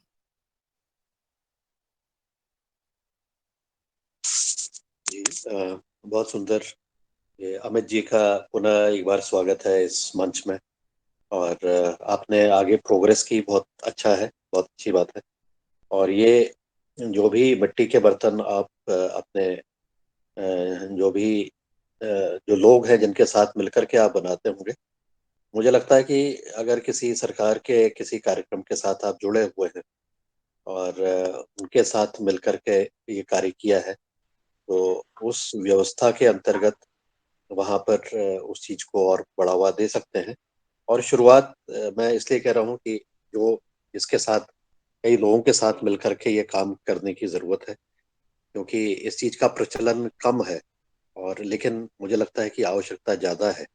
और अभी कुछ दिन पहले इसी मंच पर एक और साथी हमारे हरियाणा से आए थे, जो लकड़ी के बर्तन बना रहे थे। और लकड़ी के बर्तनों का उन्होंने वहां पर बताया था। और उनके साथ जब मैं उनको देखता हूँ तो उन्होंने अपनी स्वयं की मार्केटिंग शुरुआत कर रखी है और अपने प्रोडक्ट्स को लिस्ट करते हैं, चाहे सोशल मीडिया के माध्यम से लिस्ट करते हैं, लोगों के साथ संवाद करते हैं, बातचीत करते हैं। किसी कार्यक्रम में जब जाने का मौका मिलता है तो वहाँ छात्रों के साथ या जो भी संस्थान है, संगठन है, या और भी ऐसे कार्यक्रम में जाकर के इसकी प्रदर्शनी के रूप में बताते हैं या दिखाते हैं, और साथ में उसके गुणों के बारे में भी बताते हैं। तो मुझे लगता है कि ऐसे कार्य करते हुए आपको पहले तो अपना जो उत्पाद है, जो भी चीजें पैदा हो रही हैं, उसके बारे में थोड़ा सा प्रचार प्रसार तो जरूर करना पड़ेगा, सोशल मीडिया का भी सहारा लेना पड़ेगा। और उसके साथ ही यह व्यवस्था भी बनानी पड़ेगी कि उसको हम किसी को अगर दूसरी जगह जाना पड़े, दूर है जो आपसे, वहां पर जाने की आपकी क्या व्यवस्था होगी, जिससे कि वो उत्पाद सुरक्षित रूप से पहुंच सके और वहां पर उसका जो भी उपभोक्ता है उसका उसका लाभ ले सके, जो भी बर्तन बन रहे हैं। तो आपसे अनुरोध है कि अपने जो भी उत्पाद हैं उनकी एक अच्छी तरह से फोटोग्राफी करा के और बाकी उनको लेबल करा के उसके बारे में लिख के थोड़ा सा सोशल मीडिया में डालें, हमारे ग्रुप में भी डालें, तो उससे जरा सी लोगों को एक जागरूकता होती है, एक उत्सुकता होती है, और उसके आधार पर फिर वो आगे कार्य करते हैं। इसके साथ ही अब आजकल क्योंकि डिजिटल का भी जमाना आ गया है, तो बहुत सारे लोग अपने डिजिटल तरीके से भी ऐप बना करके उसको बेचने का प्रयास कर रहे हैं, अपना ऐप स्वयं बना रहे हैं और उसको भी पहुंचाने का प्रयास कर रहे हैं। तो आपके जो भी है, पहले उस प्रोडक्ट के बारे में उसका जो पूरा डॉक्यूमेंटेशन है उसको करते हुए, और उसकी जो प्रमाणिकता है उसका अगर कोई सर्टिफिकेट होता है तो किसी भी संस्था के द्वारा उसको भी लेते हुए इसका प्रचार प्रसार आपको अपने स्तर से अपने आसपास के क्षेत्रों में करना चाहिए। और आने वाले दिनों पर जब आप इसमें हो जाएंगे तो आपको और भी बहुत सारे रास्ते इसमें आने वाले समय पर मुझे लगता है कि जरूर मिलने शुरू हो जाएंगे। और बहुत सारी हमारे इस योगाहार मंच में भी एक मुख्य अतिथि आए थे, उन्होंने अपना उद्बोधन इस चीज पर दिया था कि मेरा मोबाइल मेरी मार्केटिंग। तो इस तरह से भी ऐसे और बहुत सारे प्रयास किए जा रहे हैं। तो इसको, इन प्रयासों को समझते हुए और आपकी परिस्थिति में जो भी चीज संभव हो सकती है उसको आप करने का प्रयास करेंगे तो निश्चित रूप से इसको आगे फायदा मिलेगा। और बहुत सारे आजकल स्टार्टअप्स इस चीज पर भी काम करने लग गए हैं कि वो ग्रामीण क्षेत्रों के जो उत्पाद हैं उसको पूरी दुनिया में पहुंचाने का प्रयास कर रहे हैं। उनको कुछ को सफलता मिल रही है, कुछ को नहीं मिल रही है। तो इसी तरह के जो उत्पाद हैं इसको आप मैं आपको कनेक्ट करा दूंगा, मुझे आपका नंबर मिल जाएगा। तो मैं एक ऐसे ही उद्यमी जिन्होंने स्टार्टअप के रूप में काम किया है और उन्होंने उसके साथ एक अपनी लॉजिस्टिक्स की व्यवस्था बना ली है, सामान को पहुंचाने की व्यवस्था बना ली है, और बहुत अच्छी तरीके से उनका काम चल रहा है।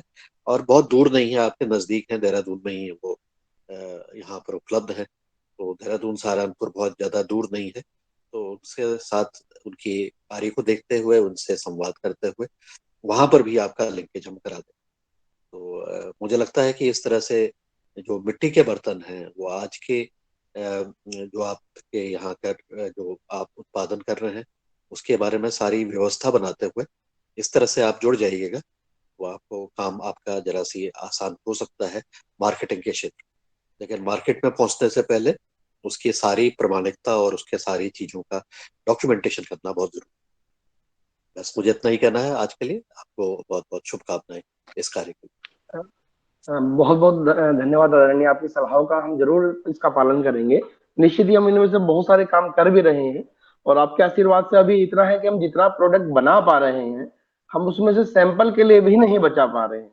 सब का सब सामान तुरंत चला जा रहा है।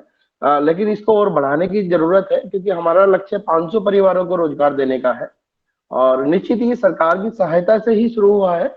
एमएसएमई मंत्रालय की एक स्फूर्ति स्कीम में करीब 2 करोड़ 30 लाख रुपए सरकार ने सैंक्शन किए थे, और उसके अंतर्गत ये हमने शुरू किया है। और सरकार भी इसमें मार्केटिंग में हमें हेल्प कर रही है, लेबलिंग में, और जो ई कॉमर्स की साइट्स हैं वहां पर सब जगह सरकार भी इसमें कोशिश कर रही है। लेकिन मुझे लगता है कि जैसे गुरुदेव की जो स्टोर्स हैं, पतंजलि के जो स्टोर्स हैं, अगर हम उनके माध्यम से इसको कहीं थोड़ा सा भी पुश कर पाए तो हम एक उस जनमानस के साथ जुड़ पाएंगे जिनके रीच ई कॉमर्स में भी नहीं है, जो डायरेक्ट ही मार्केट से सामान खरीदते हैं। तो बस इतना मेरा आग्रह है। जी, मैं आपसे अलग से इस बारे में संवाद करूंगा, मैं बातचीत करेंगे। जी जी जी जी आदरणीय, धन्यवाद।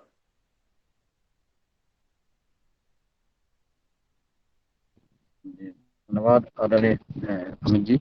और जो मिट्टी के बर्तन आप बता रहे हैं, मार्केटिंग तो आपका चलेगा, आप और रोजगार देना चाहते हैं, ये अच्छी बात है कि आप उसका विस्तार करना चाहते हैं। और एक दिन अभी स्फूर्ति के बारे में भी आप योजना के बारे में भी आप बताने का कष्ट करेंगे। एक दिन दिनेश जी से बात कर लेते हैं कि जिस दिन आपको समय हो देने को वह कार्यक्रम में, तो स्फूर्ति के भी एक जो महत्वपूर्ण योजना चल रही है सरकार की, उसके बारे में भी सदन को अवगत कराने का कष्ट करें, ताकि अन्य इन जो गैस की से भोजन बनाया जाने लगा है तब से मिट्टी के बर्तन में का उपयोग कम हुआ है। इसमें हम कितना पतले से पतला मिट्टी का कोई बर्तन निर्माण कर सकते हैं जो गैस पर भी उपयोग किया जा सके। ऐसा भी आपने अनुभव किया हो या आने ऐसा कर रहे हो तो भी अपन इसका प्रयास करेंगे ताकि घर तक मिट्टी के बर्तन का उपयोग हो। अभी पानी का तो लगभग लोग उपयोग करने लगे हैं, पानी का जग है, गिलास है, कुल्हड़ है, ये तो प्रयोग करने लगे हैं, इसको और बढ़ाया जा सकता है। लेकिन जो गैस पर भोजन बनाया पकाया जाता है उसमें भी मिट्टी के बर्तन का अगर प्रयोग हो तो बहुत अच्छा है। भाई हम कंप्लीट डिनर सेट बना रहे हैं विद कुकर, और ये सब गैस पे इस्तेमाल हो सकते हैं और कहीं इसमें कोई दिक्कत नहीं बहुत है। नई तकनीकें इतनी आ गई हैं, अब कोई समस्या उसमें नहीं रह गई है, वो इजीली यूज है। बहुत सुंदर। तो और एक दिन चर्चा कर लेते हैं। अब आ रहे हैं डॉक्टर किशोर दुबे जी ने एड्रेस किया था, तो मैं उनको सादर आमंत्रित करता हूँ, वो अपनी बात रखें। हेलो। हाँ, धन्यवाद मुन्नीलाल जी। मैंने बीच में जो हैंड रेज किया था, एक्चुअली आज पांडे जी जिन्होंने हमको जल के बारे में बताया और उन्होंने जो घर से लेकर तो खेत तक सभी प्रकार के संसाधनों का उपयोग करके जल को संरक्षित करने की जो बात कही थी, उनको उसके बारे में उनको मैं धन्यवाद देना चाहता था। हालांकि निश्चित रूप से उन्होंने जो तरीके बताए हैं उसी गाइडलाइन को पूरे दुनिया में अपनाया जा रहा है और उसमें सहभागिता जो है हमारी व्यक्तिगत से लेकर तो देश तक, यानी कोई भी हम हमेशा जो बात कहते हैं ये भी 3 स्तर पर ही कार्य होता है। सब सरकार करती ऐसी बात नहीं है, लेकिन सरकार अपना पल्ला झाड़ सकती है ये भी बात नहीं। सरकारी स्तर पर कुछ काम होते हैं, कुछ सामाजिक या समूह स्तर पर होते हैं और कुछ व्यक्तिगत स्तर पे होते हैं। ये तीनों स्तर पर जब काम होता है तब पूरा काम यानी काम की पूर्णता होती है। किसी भी एक लेवल पे काम करके पूर्णता नहीं होती। तो ये पांडे जी ने बहुत अच्छी बात बोली थी कि व्यक्तिगत से लेकर तो समूह स्तर पर और जो भी अलग अलग प्रयास करने पड़ते हैं देश तक, वो करने पड़ते हैं। मैं जो बात रखना चाहता हूँ कि ठीक है, शासन सरकार स्तर पर नदियां जोड़ो आदि वो जो अलग बात है, वो सरकार अपने स्तर पर करेंगी। समूह स्तर पर जो ताल तालाब है, अलग अलग जल संधारण के काम होते हैं, वो उसके बारे में भी प्रमोट करने की जरूरत है। लेकिन उससे सबसे अहम चीज है व्यक्तिगत स्तर पर। व्यक्तिगत स्तर पर बहुत अच्छा काम हो सकता है हमारे घर में, हमारे परिवार में। 2-3 चीजों का जिक्र मैंने इस मंच से पहले भी किया था। सबसे पहला तो है पीने का पानी। पीने का पानी हर घर में उंडेला जाता है। अगर रोज नल आता है तो कल का पानी बासा हो गया, ऐसी हर गृहिणी बोलती है, और पूरा अच्छा पानी कल उसने जो भरा था वो उंडेल देती है और फिर नया पानी भरती है। जहां पे नल 8 दिन के बाद आता है तब तक वो 8 दिन उसका बासा नहीं होता, लेकिन जहां पे रोज नल आता है तो रोज पानी फेंका जाता है। इसको हम आसानी से बचा सकते हैं। मेरा कहने का मतलब, पानी कभी भी बासा होता नहीं है। हमने कई प्रकार के प्रयोग किए हैं और हमने ही नहीं, वैज्ञानिकों ने प्रयोग किए हैं कि अच्छे से उसको अगर कपड़े से छाना जाए और उसको बराबर ढक के रखा जाए तो कम से कम 15 दिन 20 दिन तो उसको कुछ भी नहीं होता, महीना भर भी कुछ नहीं होता। तो यह सीख हमको हर परिवार में, हर घर घर में देने की जरूरत है। बहुत सारा पानी हम वेस्टेज करते हैं उस माध्यम से, नंबर 1। दूसरी चीज है कि पेड़ों को लगाना ही है, क्योंकि पानी जमीन में अगर अपने को मुरवाना है, जिसको बोले इन्फिल्ट्रेट करना है, तो उसके 2 ही तरीके हैं। वैज्ञानिकों ने सारे संसार के लेवल पे प्रयोग करके देखे। एक तो है कि पेड़ लगाओ तो उसकी जड़ें जितनी बढ़ेगी तो उससे जमीन क्रैक होगी, और जितने ज्यादा क्रैक निर्माण होंगे उतना पानी इन्फिल्ट्रेट होगा। और दूसरा तरीका है कि जिसको बम्बार्डिंग बोलते हैं, बड़े बड़े समूह होते हैं, वहां पे बॉम्ब डालते हैं तो उससे जमीन क्रैक होती है, लेकिन उसका विनाश बहुत है। तो उससे आसान तरीका ये है कि वो बम्बार्डिंग के तरीके की तरफ हमारा देश तो जा ही नहीं सकता, और वो सोचना भी नहीं चाहिए। लेकिन पेड़ों को, बड़े पेड़ों को, यानी पेड़ों को लगाना है, सिर्फ छोटे पेड़ों को नहीं, जो बड़े पेड़ होते हैं, जैसा कि हमारे यहाँ पे पीपल का होता है, आम का होता है, बरगद का होता है, ऐसे बड़े पेड़ ऐसे बड़े पेड़ कम से कम हम लगाएंगे, या और भी कोई होते हो, कई प्रकार के होते हैं, इसकी जड़ों से जमीन फटेगी। ऐसे पेड़ जब तक हम ज्यादा मात्रा में नहीं लगाएंगे, तब तक इन्फिल्ट्रेशन होने वाली, जमीन में पानी मुड़ने वाली जो बात होती है वो बात नहीं होगी। यह दूसरी बात है। तो इसलिए मैं पानी के संरक्षण के बारे में व्यक्तिगत स्तर पर कम से कम पानी जहां जहां बच सकता है, जैसा कि आमतौर पर हम स्कूल कॉलेजेस में भी पढ़ाते हैं, घर में अमल में भी लाते हैं कि भाई नहाने का पानी, यानी अभी देखो उसमें क्या है, छोटे छोटे बदलाव करने की जरूरत है। छोटे यानी इंजीनियर को बोलो कि भाई मेरे इसका घर का प्लान बना दे, तो वो निश्चित ही बाथरूम की लेवल नीचे बनाएगा, और टॉयलेट की लेवल या तो समतल बनाएगा या फिर ऊंची बनाएगा। इसमें बेसिक बदलाव करने की जरूरत है कि बाथरूम की लेवल ऊपर हो और टॉयलेट की लेवल जो है उससे कम लेवल पे हो। यह एक बुनियादी बदलाव भी अगर हो गया तो निश्चित रूप से बाथरूम में जमा होने, यानी बाथरूम में जो जमा होने वाला जो पानी है, वो पानी टॉयलेट के लेवल में कहीं पे भी एक स्टोरेज के रूप में ऑटोमेटिकली जमा होगा और वो टॉयलेट के काम में आएगा। ऐसे एक छोटा सा बदलाव हजारों लीटर पानी रोज बचा सकता है। ऐसे भी नई नई तरकीबें हमको सोचनी पड़ेगी, और इस तरह से हम पानी रोकने में, पानी की बचाव करने में सक्षम होंगे। यही बिंदु मुझे रखने थे।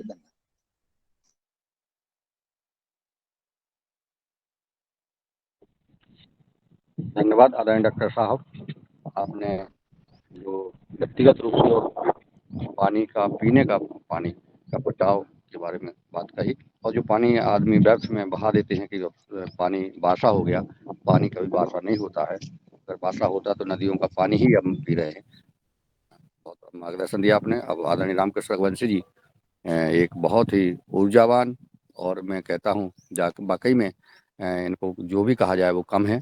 और ये माँ धरती को पेड़ों से, इनके आभूषण कहते हैं कि धरती के आभूषण हमारे पेड़ हैं, और इन्होंने जो लक्ष्य लिया है 10 लाख पौधे लगाने का, और वो लगातार 10 लाख पौधे लगाने का लक्ष्य लिया है, वो काम कर रहे हैं। साथ में हजारों एकड़ जमीन में धरती माता प्राकृतिक जैविक खेती का काम भी कराने का कार्य कर रहे हैं।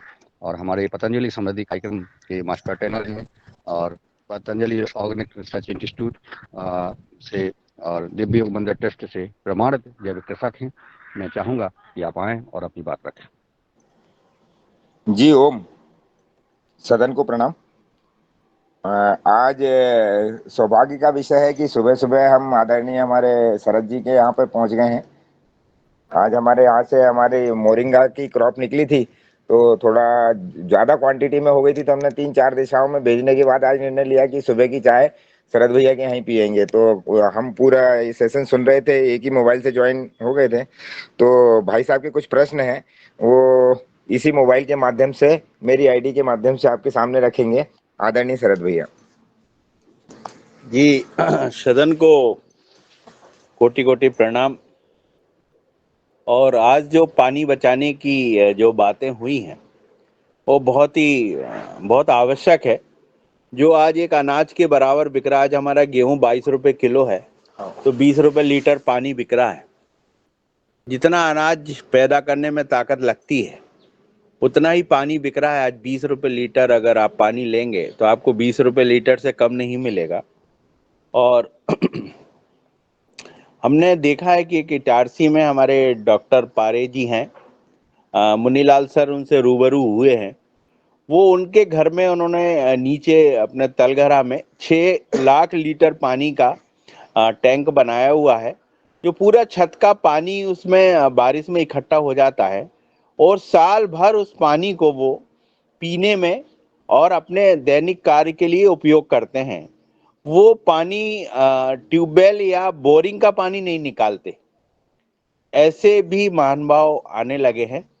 और आज जिन्होंने पानी बचाने की जो बातें कही कि पेड़ लगाने से पहले पानी बचाना है, वो तो बहुत बहुत आवश्यक है। और इस पानी को जमीन के अंदर उतारने में केचुए का जो काम है वो बहुत इम्पोर्टेंट है। जिस प्रकार कहते हैं कि धरती में दो चीजें हैं, जैसे मधुमक्खी है ऊपर ऊपर के वातावरण को बचाने के लिए, और नीचे के वातावरण को संतुलित करने के लिए केचुआ है। तो केचुए की संख्या अगर खेतों में बढ़ाई जाए और उनकी संख्या पर्याप्त रूप में की जाए तो शायद अपन लोग पानी को पर्याप्त जमीन में उतार पाएंगे, और बारिश के पानी का जितना स्टोर किया जाए उतना उपयोगी होगा। क्योंकि ये डॉक्टर साहब से जब हमने पूछा कि आप पानी इतना पुराना भी आप यूज करते हैं, तो उन्होंने बताया कि ये डिस्टिल वाटर टाइप पानी है, जिसका कि इसमें कोई भी नहीं, आप पूरा साल उसको पीने में यूज कर सकते हैं। ये बहुत बड़ी वो थी, और आज बहुत कीमती जानकारी मिली है जी। मैं रघुवंशी भैया को देता हूँ, वो भी दो शब्द है जी। और दूसरी ये चीज है कि अभी हमारे यहाँ पे कई लोग जो जितने भी फार्मर हैं, अधिकतर मैं उनसे यही निवेदन करता हूँ, जैसे मैंने किया, आप कभी आएंगे तो विजिट करके करेंगे। हमने क्या किया कि हम जो हमारे ट्यूबवेल के पहले हमने 3 फिल्टर टैंक बनाए। जो हमारा कैचमेंट एरिया का खेत का पानी आता है वो 3 जगह फिल्टर होगा, और फिल्टर होने के बाद चौथा जो टैंक है वो बिल्कुल ट्यूबवेल के साइड में है, उससे उसमें डाल देते हैं, और उसी में हमने अभी विभिन्न वैरायटियों के कमल डाल दिए, एक छोटा पॉन्ड का निर्माण कर दिया है, तो वो उसी के माध्यम से जमीन में ड्रिंच होता रहता है। तो वही जैसे कि अभी उमा शंकर जी ने कहा था कि बैंक में जितना डिपॉजिट है उतना ही हम निकाल पाएंगे। अभी निकाल रहे हैं हम जैसे 25 लाख लीटर, और हमने डिपॉजिट उतना नहीं किया है, तो इसलिए वो 1 मीटर पर ईयर आपका वाटर लेवल डाउन जा रहा है। तो एक तो आप इस तरीके से कर सकते हैं कि जैसे जिन जिन के भी ट्यूबवेल हैं उनके पास आप कोशिश करें कि कोई ट्रेंच बना के लाके और पानी को अंदर करें, अंदर जितना धरती में से लिया कम से कम उतना तो आप उसको वापस करें। तो वो सरल तरीका बस वही है कि कैचमेंट एरिया की एक ड्रेनेज ऐसी बनाएं और ट्यूबवेल के पास लाके आप उसको 3 जगह फिल्टर करके उसमें उतार दें। तो उसका भी हम 1-2 दिन में वीडियो बना के या इसी वीक में आपको डाल देंगे, जिस सरल विधि से हमने किया है। दूसरी ये चीज है कि अभी कई किसान इसी में परेशान हो जाते हैं कि जो पानी का पता नहीं पड़ पाता कि पानी कहाँ पे उनके क्षेत्र में पर्याप्त है, तो उसके लिए कई लोग प्रयोग करते हैं कि वो मेहंदी की लकड़ी से, कुछ नारियल से चेक करते हैं। तो यदि सदन में किसी को इस बात की जानकारी हो कि वो मेहंदी की लकड़ी से कैसे पता चल जाता है और वो क्यों रोटेट होती है, तो क्या है कि काफी किसानों का भला हो जाएगा। क्योंकि एक ट्यूबवेल कराने का खर्चा हमारे क्षेत्र में करीब करीब पूरा फिनिशिंग लाइन तक, मोटर डालने तक 1 लाख रुपए के आसपास आ जाता है। तो उससे अगर सदन में किसी को ये इसकी जानकारी होगी, जो नारियल से पानी चेक करते हैं, मेहंदी की लकड़ी से पानी चेक करते हैं, तो उसके पीछे साइंस क्या है और उसका एग्जैक्ट सही रिजल्ट कहाँ पे आता है। जी ओम। जी ओम। और अगर इसके बारे में आपको जानकारी हो तो आदरणीय आप बता दें फिर से भी। मेहंदी की जो लकड़ी की बात आपने की है। जी, उसके विषय में मेरी ज्यादा R&D नहीं है, उसके विषय में अगर अपन शरद भैया से कहें तो वह वो रोशनी डाल पाएंगे। वो बता रहे हैं। नहीं, अगर किसी को नॉलेज है चाय जो है अलग अलग पी रहे हो? नहीं, हम अलग अलग चाय नहीं पी रहे, चलिए चाय इसकी जानकारी कर लेंगे। तो वो मुझे ध्यान आ गया, जी। इसका तो बाद में बात करेंगे। और चाय वाली आदरणीय अंकित जी ने हैंड रेज किया है, तो मैं उनको सादर आमंत्रित करता हूँ कि वो आए अपनी बात रखें।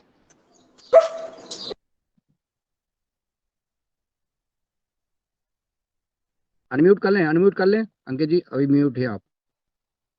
वंदे मातरम, वंदे गौ मातरम, वंदे जी वृक्षम। जी। ओम। सदन पे उपस्थित सभी आदरणीयों को मेरा प्रणाम। अद्भुत जानकारी, और जल ही जीवन, इसको चरितार्थ करते हुए आप लोगों ने बताया। मैं प्रकृति खेती करता हूँ, तो मैं थोड़ा सा ये बोलना चाहता हूँ कि जैसे अभी गेहूं की बोनी हुई और अभी गेहूं कटा हुआ है, तो आज की डेट में हम जो गेहूं लगा रहे हैं, जो ये हाइब्रिड या संकर बीज लगा रहे हैं, इसमें किसान 5-5, 6-6 इतना पानी दे रहा है कि हम लोग सोच भी नहीं सकते।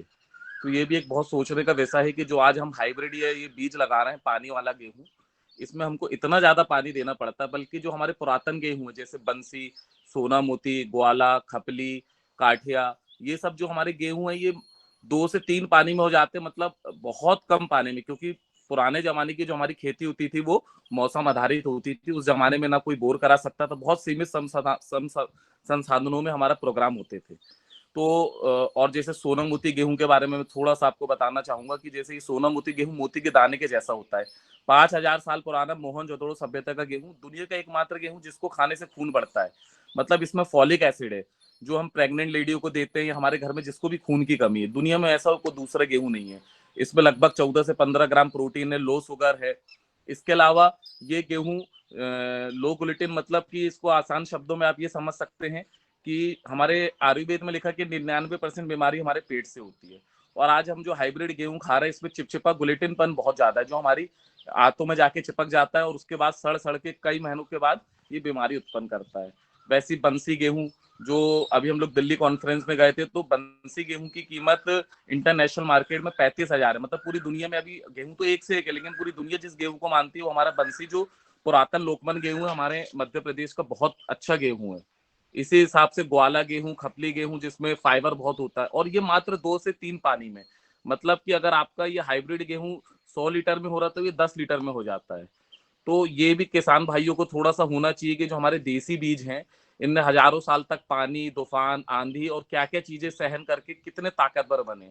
इसको हम बहुत आसान शब्दों में इस तरीके से समझ सकते हैं कि हमने अगर अमेरिका में किसी लड़की से शादी की और हमारा जो बच्चा होगा वो इस मौसम के हिसाब से सरवाइव नहीं कर पाएगा। लेकिन अगर हम देसी लोग हैं, जैसे गांव में आप देखेंगे कि दोपहर में 12 बजे भी, मई के महीने में भी बच्चे लोग धूप में खेलते रहते हैं क्योंकि प्रकृति में इतनी शक्ति है कि उसको वहां के हिसाब से वो ढाल लेते हैं। तो मेरा ये निवेदन है सदन से कि थोड़ा सा देसी बीजों की तरफ हम थोड़ा ध्यान दें जो अमृत समान है और प्राकृतिक तरीके से ही उग सकते हैं। और इसमें इतने कम पोषण की जरूरत होती है क्योंकि गोबर गौमूत्र आधारित खेती से बहुत अच्छे हो सकते हैं। गौ आधारित खेती से हमारा किसान भी उन्नत हो सकता है। और मैं जहां भी मुझे मौका मिलता है मैं यही कोशिश करता हूँ कि जिसकी 10 एकड़ है वो 1 एकड़ में, जिसकी 5 एकड़ है वो आधा एकड़ में, जिसकी 1 एकड़ है वो कम से कम 10,000 स्क्वायर फीट में गेहूं, धान, इस तरीके की फसल लगाए। क्योंकि आज हम जहर खा रहे हैं। आप सबको पता है, जैसे सदन में प्रकाशित किए थे कि गेहूं में 60% यूरिया आ चुका है। और इसमें हमारी पानी की बचत प्राकृतिक खेती से ही हो सकती है। बीज में भी बहुत कम पानी लगता है। उसके अलावा अगर हम गौ आधारित खेती करेंगे तो गोबर या जीवामृत या अमृत पानी हमारे केचू के लिए समोसा, गुलाब जामुन, रसगुल्ला है जो हमारी धरती में ऑलरेडी पाए जाते हैं, जिसको एपिटिक, बायोटिक, जियोटिक 3 तरीके के व्हाइट कलर के हमारे देसी केचू होते हैं जो हमारी धरती में अनगिनत करोड़ों छेद कर देते हैं। और जब बरसात का पानी आता है तो प्राकृतिक तौर पे हमारी जमीन के नीचे जाता है। और केचुआ जो हमारी लगभग 15 फीट ज्यादातर जमीनों में मात्र चट्टान होती है, उसी में लगभग 108 पोषण तत्व होते हैं जो नीचे से आके ऊपर देते हैं। तो अगर पानी को बचाना है तो हमें ऐसे देसी बीजों का उपयोग करना चाहिए। और देसी बीज के अलावा हमें अगर गौ आधारित हम खेती करेंगे तो हमारा केचू इतनी ज्यादा मात्रा में बढ़ेंगे।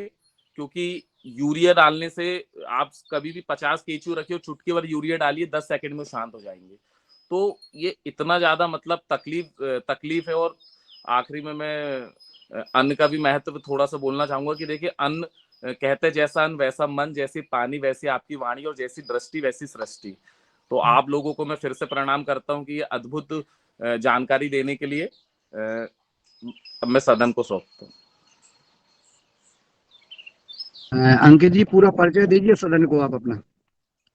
जी, मैं अंकित मालू हूँ। मैं लगभग 55 एकड़ में प्रकृति खेती करता हूँ। मैं सिवनी मध्य प्रदेश से हूँ। अभी भोपाल में व्याख्यान में मुझे नेचुरल साइंटिस्ट की एक उपाधि छोटी सी दी गई थी, जिसमें हम लोग अपने स्तर में प्रकृति खेती और हमारे हजारों साल पहले वृक्षायुर्वेद, ऋग्वेद, यजुर्वेद और हमारे जो पुराने शास्त्र, कृषि परिषद से चीजें निकाल के हम लोग कोशिश करते हैं। क्योंकि हमारा ये मानना है कि आज की जो नई जनरेशन है वो प्रैक्टिकल है। हर चीज में उनको प्रैक्टिकल या वैज्ञानिक तत्व चाहिए। और मेरा ये कहना है कि हमारे जितने भी अध्यात्म है उसमें एक पहलू अध्यात्म है। तो एक अगर गाड़ी चल रही है मोटरसाइकिल, तो उसका अगर साइकिल तो सामने का पहिया अगर अध्यात्म है तो पीछे का पहिया विज्ञान है। हमारे हर अध्यात्म में विज्ञान छुपा है। बस लोगों को सही जानकारी देना है और वो हमारी कोशिश रहती है। बहुत सुंदर। आपको देख करके लगता है कि अभिवा जो है खेती में इतना इंटरेस्ट ले रहे हैं, तो निश्चित है भारत का भविष्य उज्जवल है। और आपका नंबर हमारे आदरणीय प्रीता बहन जी, आप नंबर बोल दीजिए, वो लिख देंगी और चैट बॉक्स में भी लिख दें। अंकित जी, आप अपना मोबाइल नंबर लिख दीजिए। जी, मेरा नंबर है 93। बहन जी बोलिए। 9329301115। एक सेकंड, एक मिनट, 993, 29 फिर से बोले, 29 9329, 93, हाँ 9329 हाँ 9329 जी 30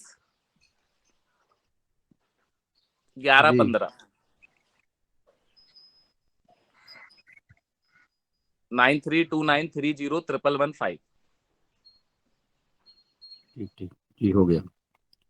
चलिए, बहुत बहुत साधुवाद। और आप एक दिन इस विषय पे भी चर्चा करेंगे, जो कम पानी वाली जो फसलें होती हैं, जी जी उनको ताकि और देसी बीज बचाने के भी कई हमारे भाई। और दिनेश जी, इस पे जो हमारे मान सिंह गुर्जर हैं, उनसे मेरी बात हो गई है, उनसे भी संवाद कर लें। वो जो 600 बीजों का संरक्षण कर चुके हैं, तो देसी बीजों का ही हम उपयोग करें ताकि पानी कम प्रयोग हो।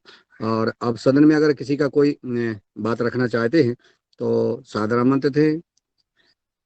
किसी प्रकार कोई भी हैंड रेज कर सकता है, अनम्यूट कर सकते हैं और अपनी बात रख सकते हैं। सदन खुला हुआ है। जी, आदरणीय कृष्ण कुमार महतो जी झारखंड से हैं, हमारे ऊर्जावान कृष्ण जिला प्रभारी हैं पतंजलि किसान समिति के। आपका स्वागत है। सदन को नमन बंदन। आज आज जो कार्यक्रम, योग शिविर बहुत ही अच्छा रहा। और जल के बारे में जो चर्चा है, जो विशेष मुख्य अतिथि के द्वारा किया गया, जल बचाओ, जल ही जीवन है, जल है तो कल है। तो इस तरह से जो है, जल के बारे जब चर्चा हुई तो नहीं बोलूं तो भी कसर है। आज से 60 साल पहले, जब मैं 10 साल का था, हमारे चाचा जी कुआं खोदने के लिए जगह चयन कर रहे थे कि कहाँ पर हम लोग कुआं खोदें कि जल का स्तर हम लोग को मिल जाए। तो एक वो तकनीक अपनाए, हो सकता है उसके चाचा ने भी इसी तरह से बताया होंगे उनको। इस सखुआ का जो पत्ती है, जनवरी और दिसंबर महीने में, कहने का मतलब जब शीत ओस, जब की मात्रा अधिक गिरती है धरती में, वैसे समय में सखुआ का पत्ता को जगह जगह रख दिए, जगह जगह रख दिए। और सवेरे उठ करके गए और देखे कि जिसमें ओस की बूंदें अधिक थी, उस पत्ते पर वो चिन्ह लगाए और उसी जगह पर वो कुआं खोदना आरंभ किए। और जल का स्तर भी उनको बहुत ही कम दूरी में मिला। तो अब तो आप सभी लोग यहाँ पर साइंटिस्ट हैं, बायो साइंटिस्ट हैं, और जल के बारे में भी बहुत अच्छे अच्छे जानकार लोग हैं। अब ये तो कोई वैज्ञानिक कारण जरूर होगा, ये कोई टोटका और ये अंधविश्वास की बात नहीं है। फिर भी मैं अपने ढंग से तो विस्तार नहीं करना चाहूँगा। आप लोगों से ही, जो सदन है, सदन में जो अनुसरण कर रहे हैं, तो मैं चाहूँगा कि ये कहाँ तक सत्य है और क्यों सत्य है, साइंटिफिक एविडेंस की आवश्यकता है। मुझे अपने मन को संतुष्ट हम हो पाएंगे तभी कि ये हमारे चाचा जी कर रहे थे। और सखुआ का पत्ती को वो रात को रख देते थे, और जिस सखुआ के पत्ती में जल की की मात्रा अधिक रहती थी, उसी पर वो सोचते थे कि इसके नीचे में जल का स्तर है। इसलिए सब राज्य पर संभव नहीं हो सकता है, लेकिन जहाँ तक मेरा अनुभव है, झारखंड है, झारखंड के नीचे जहाँ मैं घर बनाया 10 फीट के नीचे मेरा चट्टान है, पहाड़ है। 10 फीट के बाद ही बोरिंग, मैंने कहने का मतलब मोटा मोटी केसिंग मेरा 10 फीट लगा हुआ है। बाकी जो है केसिन बन गया मेरा, पत्थर चट्टान बन गया केसिन, उसको आवश्यकता नहीं पड़ती है। जहाँ चट्टान, और चट्टान के बाद 200 फीट के बाद थोड़ा सा लेयर मिला जल का, तो अब तो करे क्या, हम तो जल जहाँ मिलेगा हम तो जाएंगे नहीं, कि घर में हमको खोदना था नल, तो घर में ही ना खोदेंगे। अब जल के यदि 100 फीट बाद में यदि हमको जल का स्तर मिलता है, हम तो वहाँ खोद नहीं सकते हैं। तो इस तरह से जो है इसे शोध का विषय है, और यदि सच्चाई है तो इसको अपनाएं, हृदयंगम करें, जल का स्तर ढूंढने में लोगों को परेशानी नहीं होगी। मैं विशेष समय तो नहीं लूँ, बहुत अधिक समय हो गया। बहुत बहुत धन्यवाद मुनीलाल जी, आपने मुझे समय दिया। धन्यवाद आदरणीय कृष्ण कुमार जी, आपने अपनी पुरानी पद्धति का जो अनुभव बताया, जल का कैसे खोज किया जाता था, सदन ने सुना। आदरणीय अंकित जी ने इंट्रोड्यूस किया है, मैं साधना आमंत्रित कर रहा हूँ।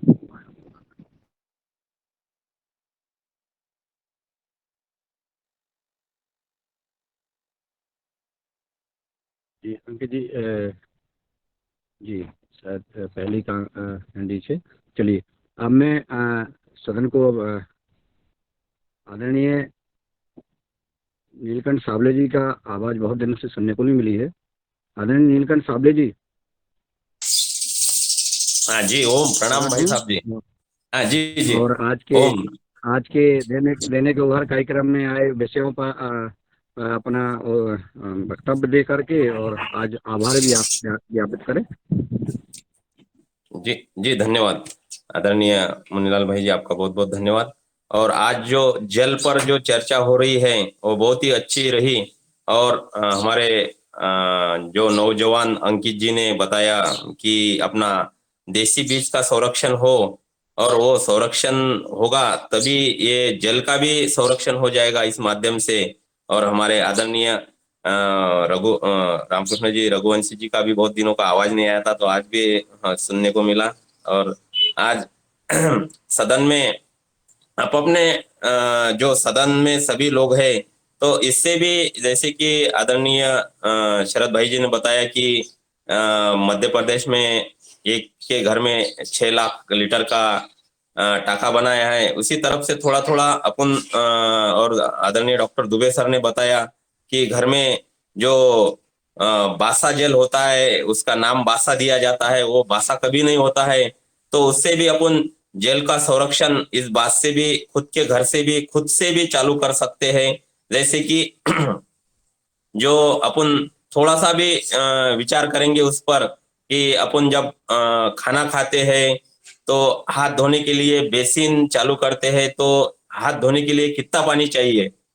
और आज जो थाली धोने के लिए पानी, वो पानी अपन आंगन में लगाए, जो भी पौधे हैं उसमें डालेंगे, तो बेसिन में जो पानी जाने वाला है या नाली में बह के जाने वाला पानी है, उसका भी एक छोटे छोटे रूप में वो छोटे प्रयास करेंगे तो उसका भी एक संरक्षण के रूप में बहुत अच्छा उपयोग हो जाएगा। ऐसा एक मेरा एक मत है। और आज हमारे गीता बहन जी ने बहुत अच्छा तरीके से योग का कक्षा ली है।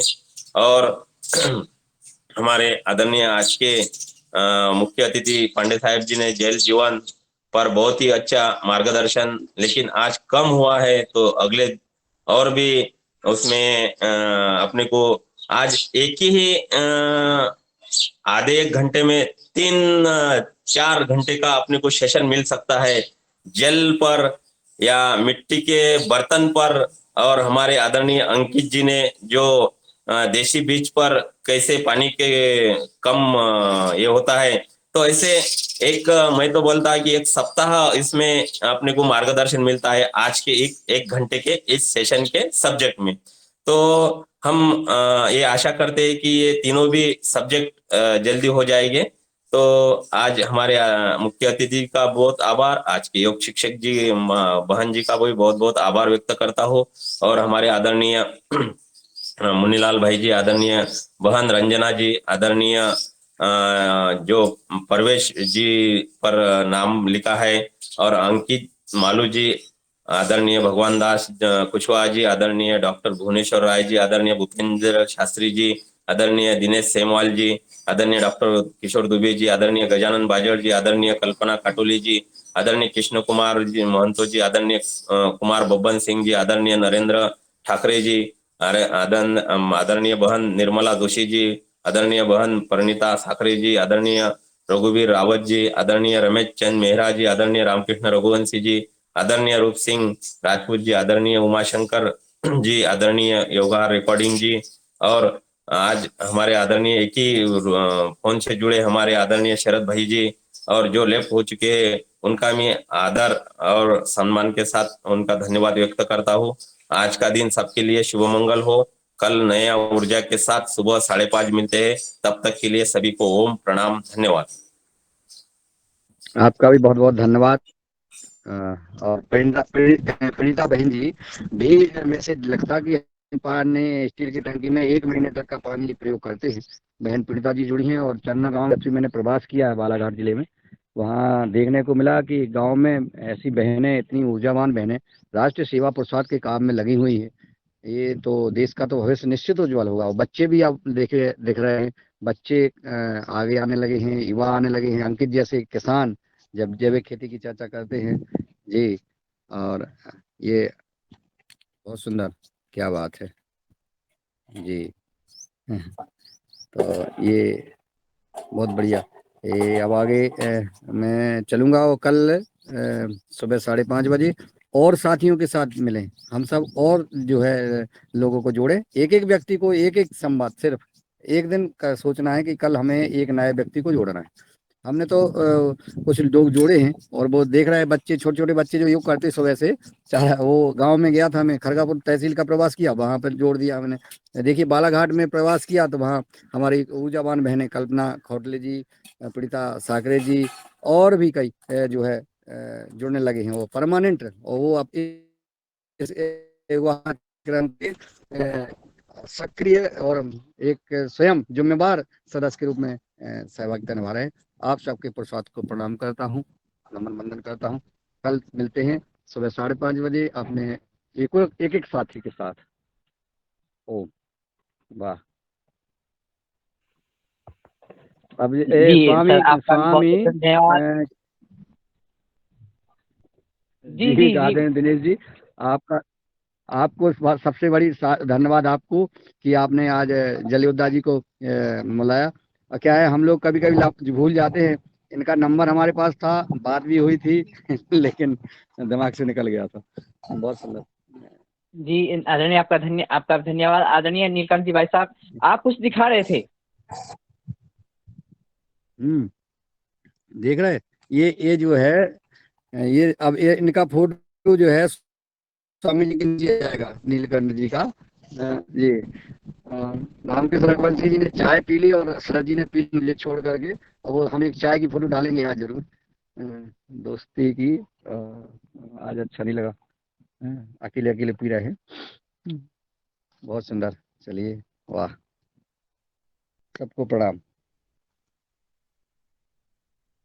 जी सभी को ओम, सबका धन्यवाद। आदरणीय रंजना बहन जी, आपका भी धन्यवाद, सादर प्रणाम। और आदरणीय नीलकंठ जी भाई साहब, आप अखबार से कुछ दिखा रहे थे, अखबार पर।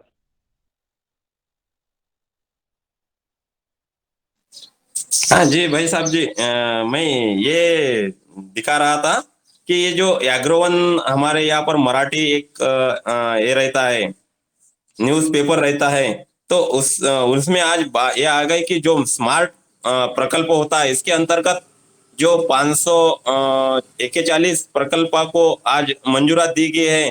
तो जैसे कि शेतकरी उत्पादक कंपनी होती है एफपीओ, उसको जो साखली बनाते विकास की, उस जो प्रकल्प होते हैं उससे आगे उसकी प्रगति होगी, ऐसा उसमें ये किया है कि जो सब्सिडी मिलती है, पहला उसका जो हफ्ता रहता है उसका 117 कोटी रुपए जो होते हैं वो वितरित किए गए हैं, ऐसा आज की इस न्यूज़पेपर पर लिखा है।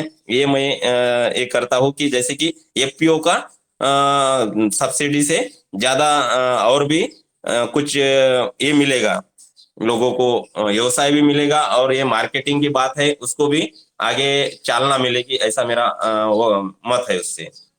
धन्यवाद भाई साहब। जी जी अच्छा जी जी जी भाई साहब, धन्यवाद धन्यवाद, प्रणाम।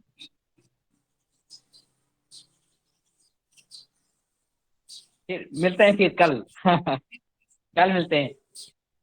ये आप बड़ा अच्छा संयोजन करते हैं पीछे वॉलपेपर